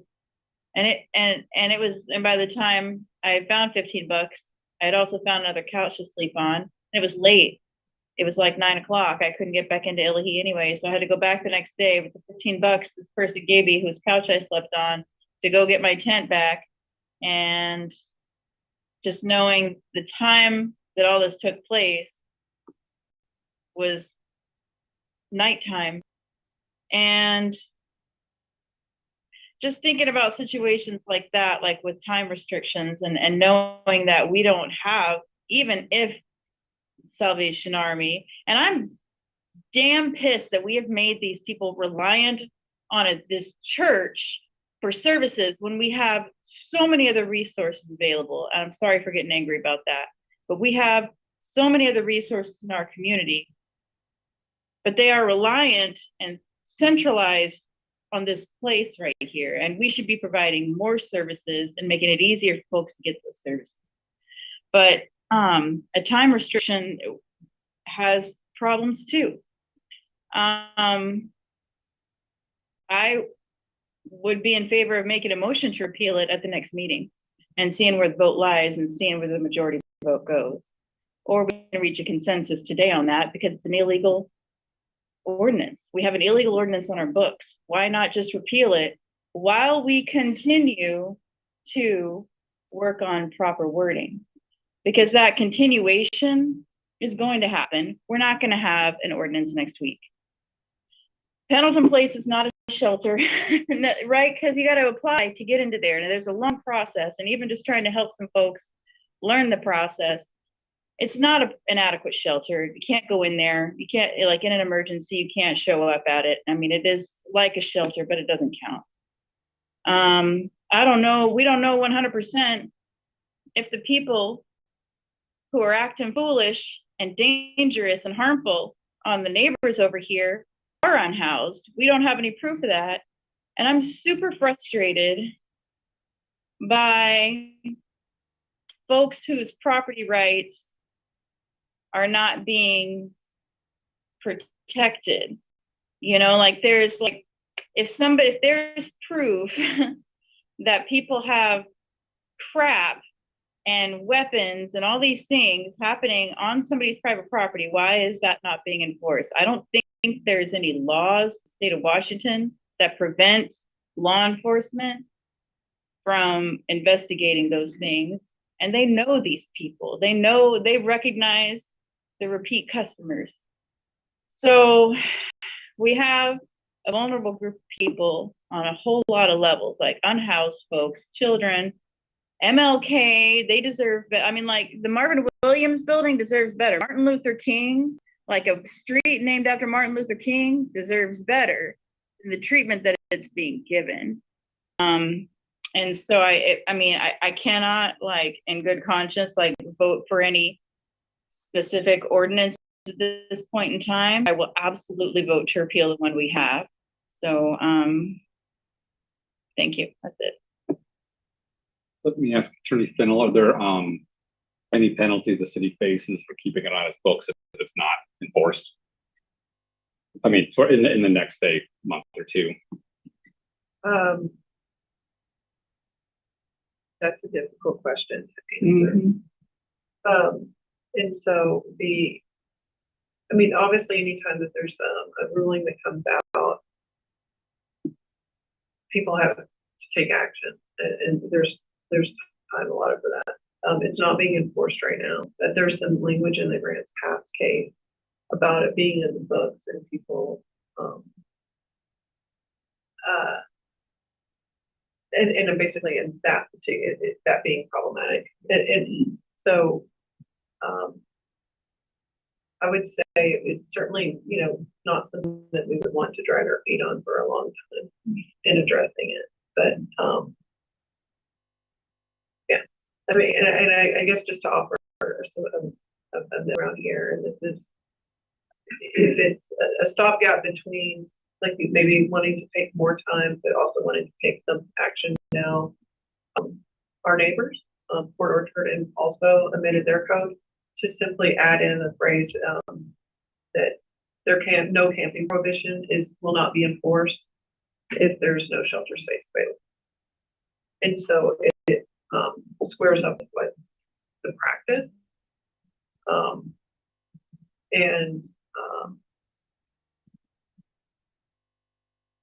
Would satisfy, but it is, like I said, if we're like how I answered Eric's question earlier, in a situation where we don't have shelter space available, you effectively don't have anything on the books. So I'm just saying somewhere between a complete repeal and somewhere between even what we have on the books until we get figured out is maybe an option. And it would really just be, like I said, it's added to our. I think I'm hearing at least a large majority that are not in favor of a repeal with then no further action. Seeing a possible suggestion to repeal and keep figuring it out. I'm hearing we have a quick fix to prevent any legal liability at the moment. My proposal to council, and then we can do another round and get thoughts, is it sounds like there's a majority in favor of a Lakewood-like ordinance. So I didn't hear a majority. I heard, give me a thumbs up if you're in favor of a Lakewood-like ordinance. I thought I heard it from Younger, Mockler, Fry. All right, 6 or 7. You know, with details to be worked out. But maybe coming back next study session with that Lakewood-like ordinance adapted to Bremerton, and we could make tweaks. We could kind of go around staring at it and start talking possible place, time modifications to it. Okay. I'll throw that out to council as something we could do next study session and work on that. And then based on your advice and what you think the legal risk to the city is, if we have to at least have that clause next week. Yeah, and that's part of that clause is part of the Lakewood ordinance. It's also, it's not that it would just basically be like saying that you want to do one amendment now and continue working on it. I mean, that's completely, there's no limit on the number of times you can amend an ordinance in a given year or anything like that. So, if you don't think there's a significant risk of having a couple weeks, we just tackle next study session on what a replacement ordinance would be, and then pass it. But May I make one more? yeah, let's do just a really round of quick. comments on that suggestion. It's not gonna be a whole long rant. I'm off my soapbox now.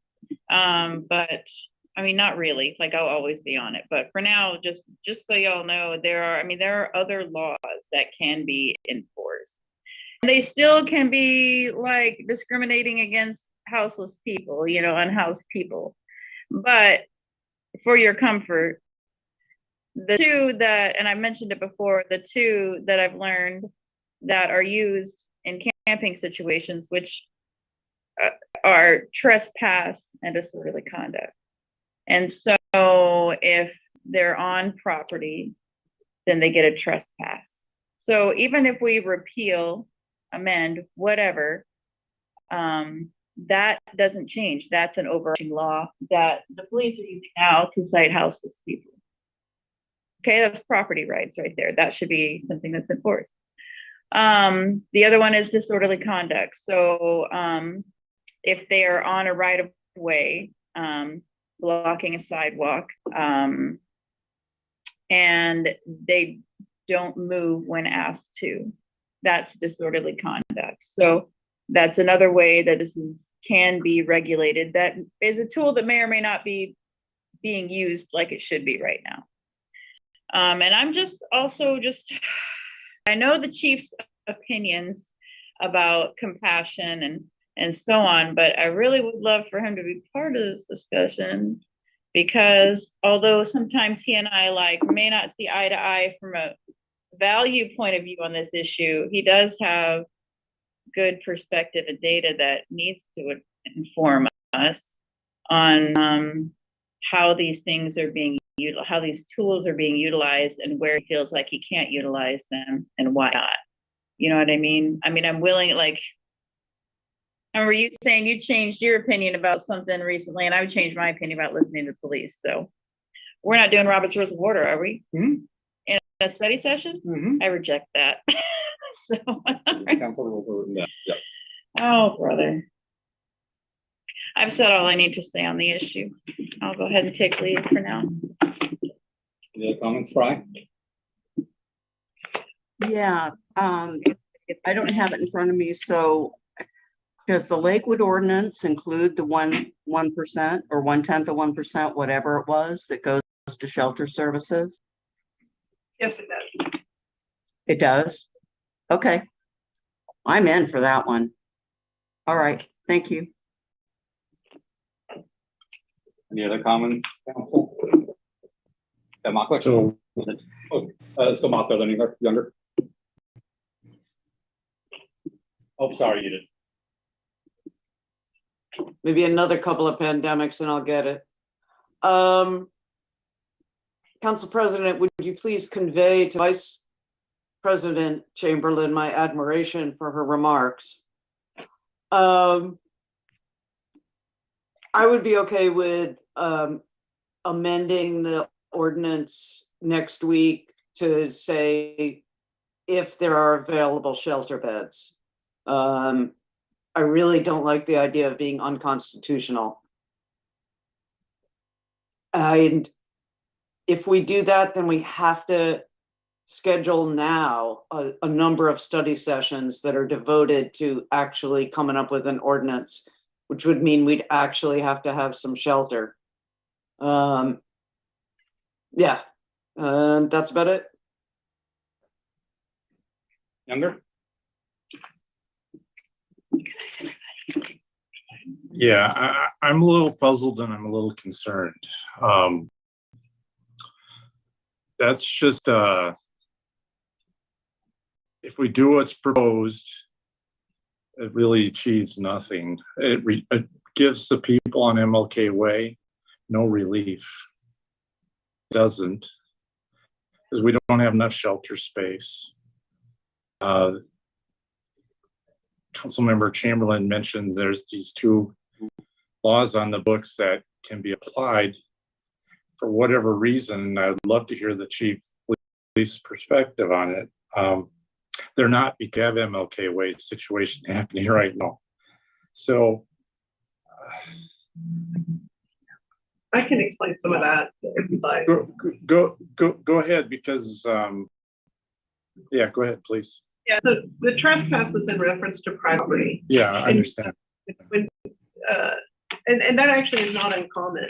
It's not uncommon for people to call and say that, you know, if they have a parcel that there's some and they've asked them to leave and they haven't, and they want police involvement in that situation. So that a person is without a house, is camping, and unlike our camping ordinance that has a provision where there's 2 citations before it becomes criminal, trespass is criminal out of the gate. And so where that's different. Then with regard to disorderly conduct, there are some nuances to the statute that do make that difficult. It's also frustrating, from what I've heard, is that they hear that, you know, if there's a call that the sidewalk is being blocked and they go down there and the person moves, and then they come back and they move back onto there, that they just sort of go back and forth. It also doesn't apply to that planting strip.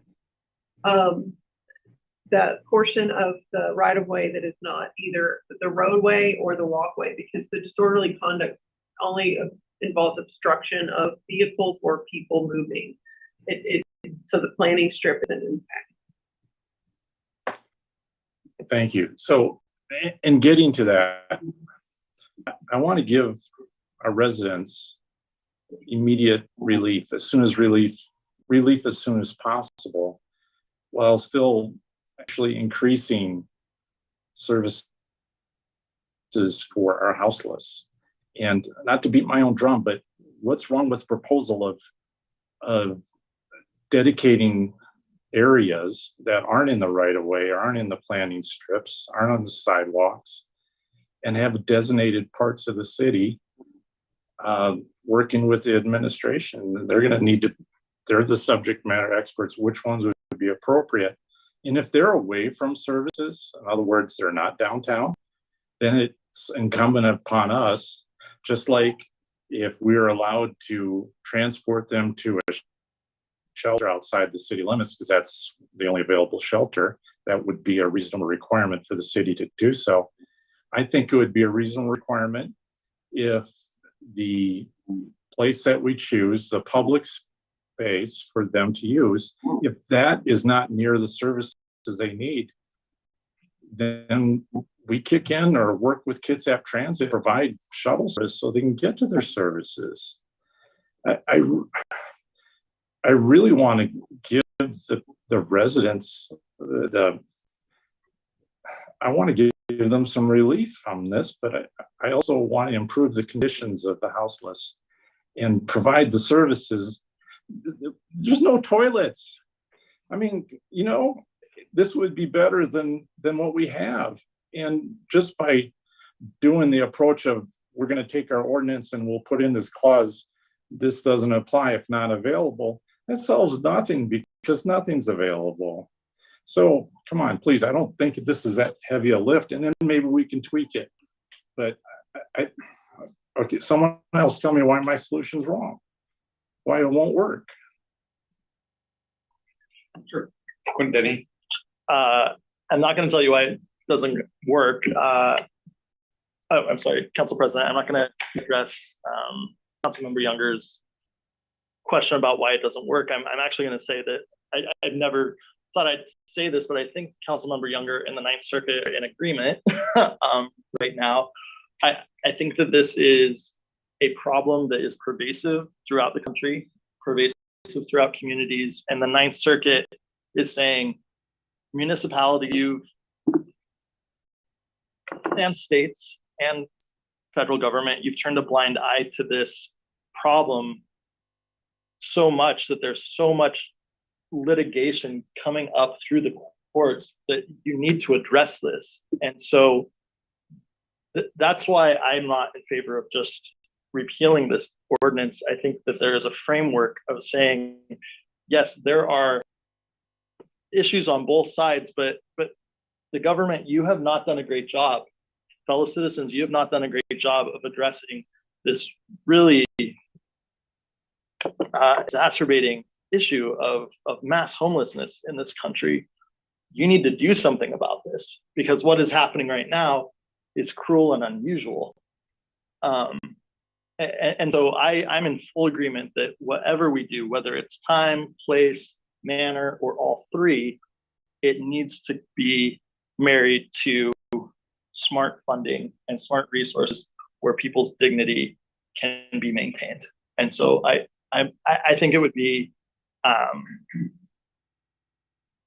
I think it would be, I don't want to say cowardly to not take the bait that the Ninth Circuit is giving everybody to say, do something about this, provide services, figure out solutions, because just a blanket criminalization is not working and it's inhumane.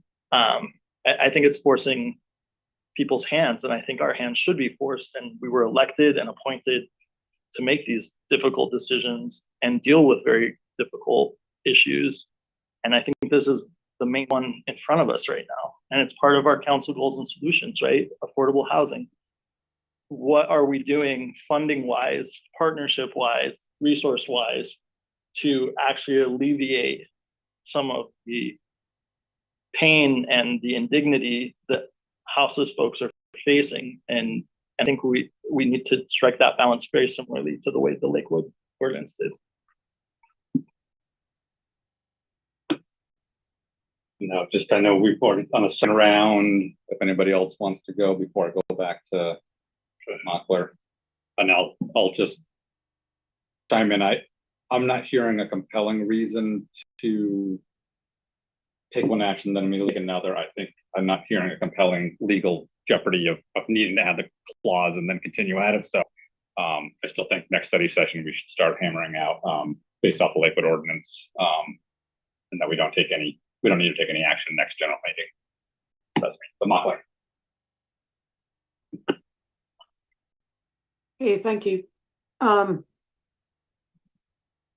guess there's no compelling legal reason not to amend it, you know, saying there'll be no camping anywhere unless shelter beds available, except that it's something the public asked us to do. They wanted us to decriminalize it.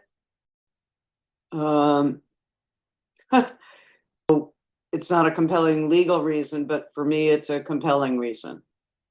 And just again, in response to Councillor Dennehy's, what are we doing?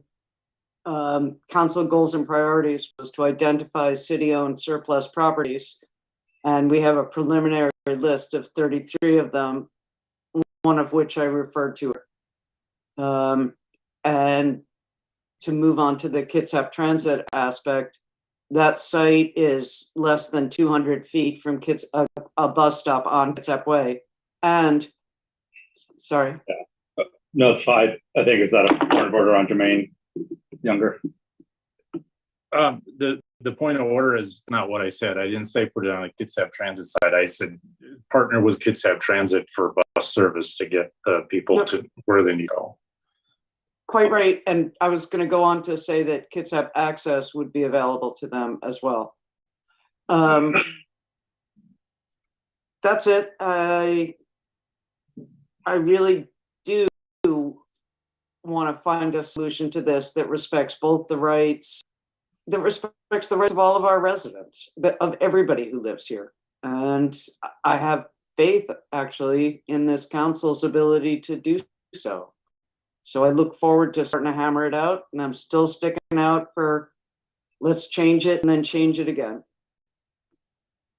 Okay, so I'm hearing that what is that a vast majority, the next study session will start hammering out an updated ordinance. The only question is whether we want to put to a vote next week on adding the clause to the end of the current ordinance in the meantime. So let me just look for thumbs up if you want to add that clause for a vote next meeting.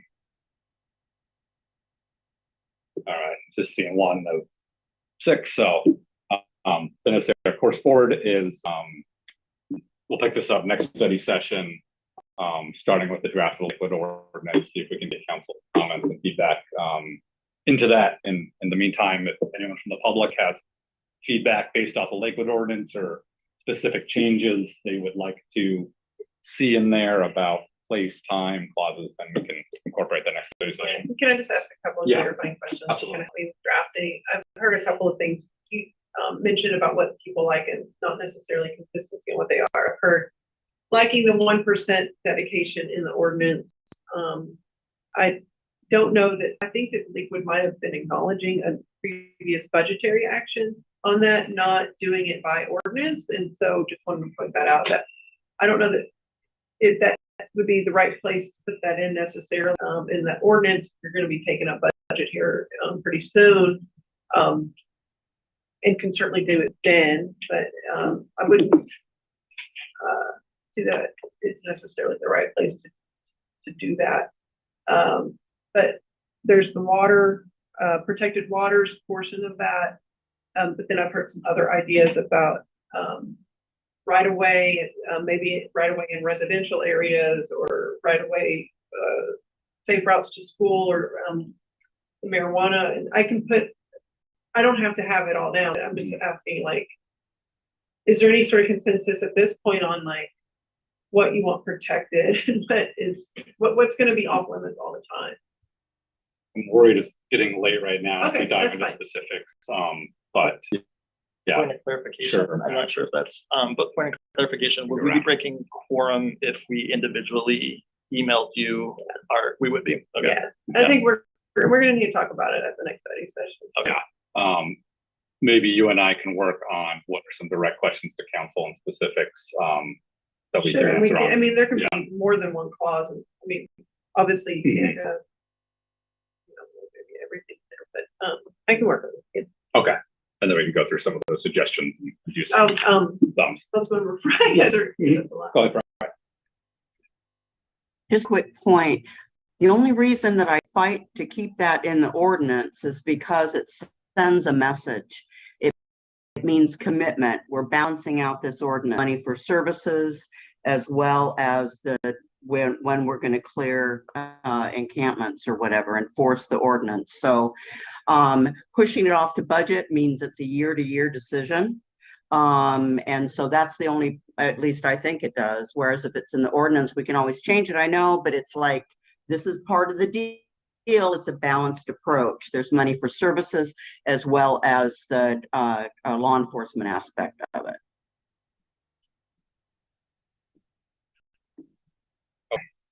I want to say a thank you again to anyone still listening and remote. It's been a really tough one to tackle, but I'm glad we're tackling it. Thank you to everybody for speaking up on it. Thank you. All right. Thank you so much, Attorney Fennell, for giving us all the options. Perfect. All right. Our last item is B6, updating council rules and priorities. It's getting late again, and this is not, there's nothing on here that's urgent.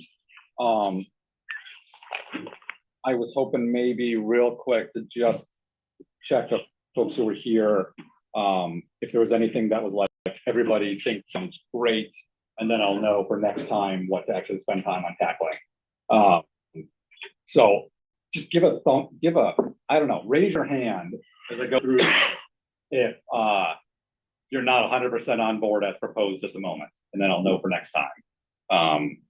So the first one being just clarifying in there that it's already at my understanding allowed by the Open Public Meetings Act, but clarifying that for public recognition only, we would set a 30-minute time limit so that we can get to the rest of the business and then come back to public recognition at the end if we ever have so much public recognition that we're going over 30 minutes.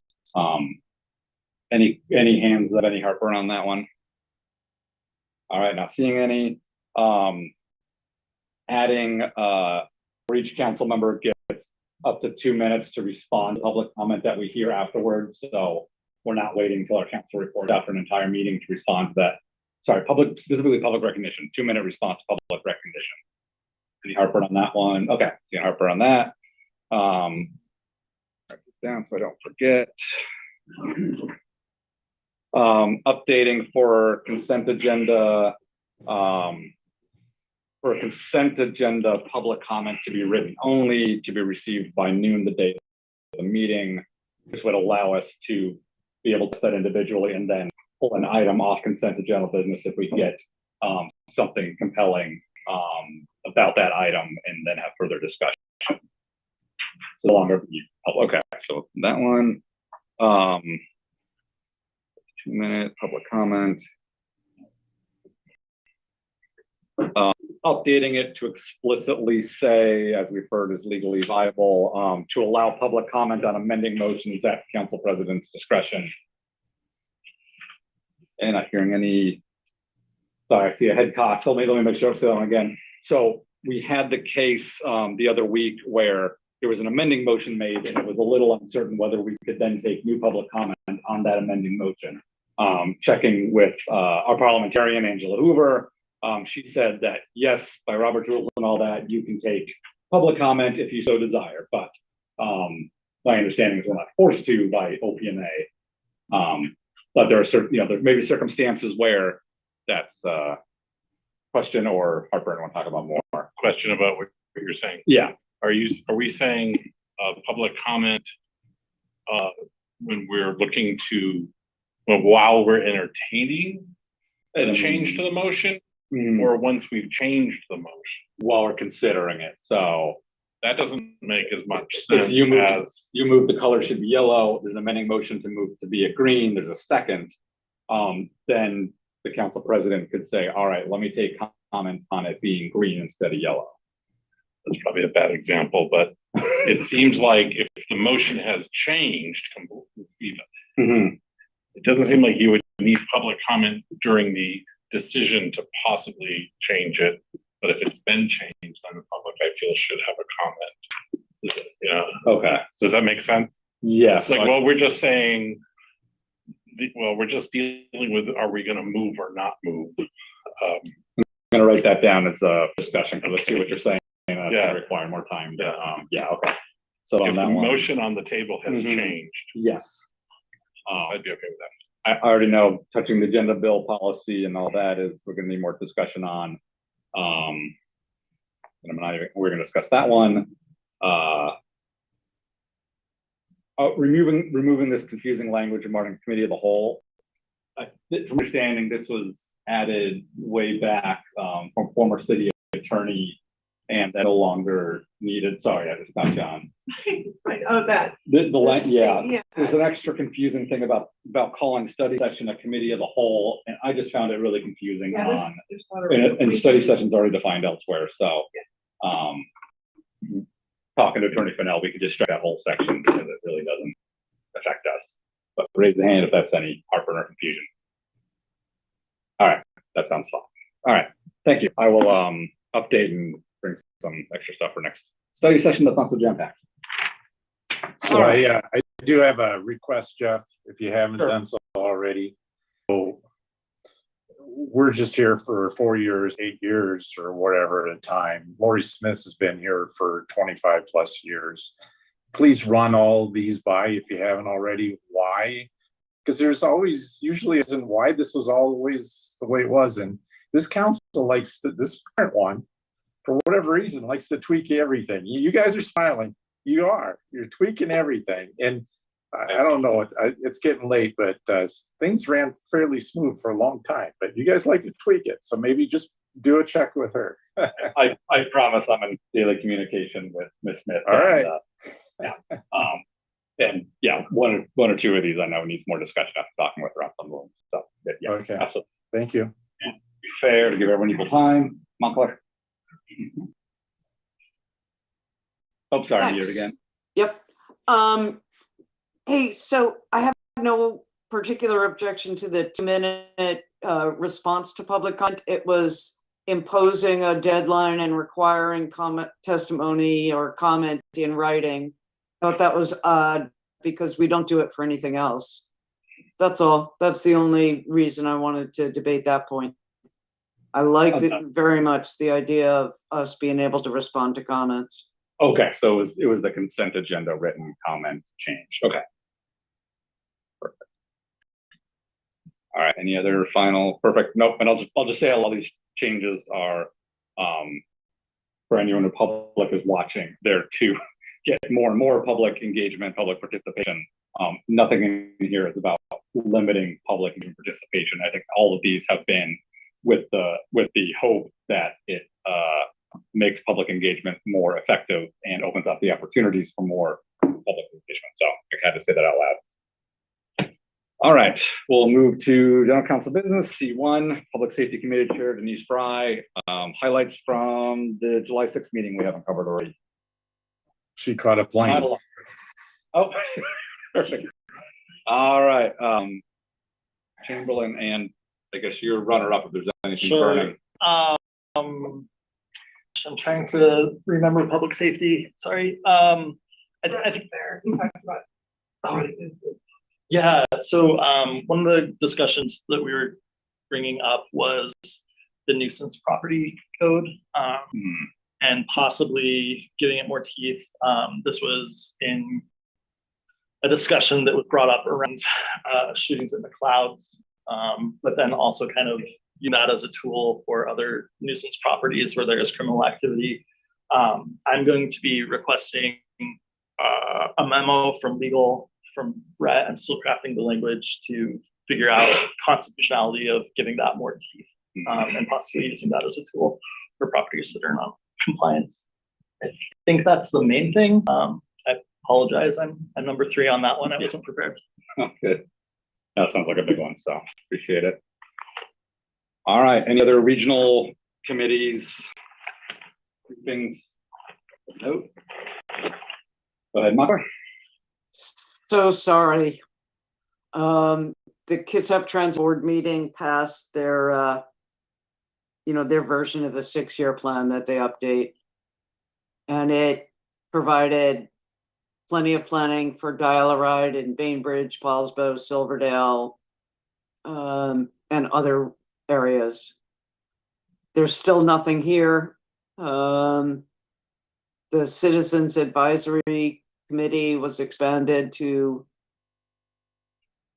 include KCR, KMH, PCHS, etc. which I fail to see the logic of. Just a shout out to all of you. Apparently criticism has been leveled at the Kitsap Transit Board that it is entirely white. And therefore, Executive Director John Clausen urged us to speak to our friends and ask them to consider becoming Citizens Advisory Council members. That's it. All right, thank you. And last, anything for good of the order? Going twice, yes, Michael. I'm going to speak in full Brooklyn.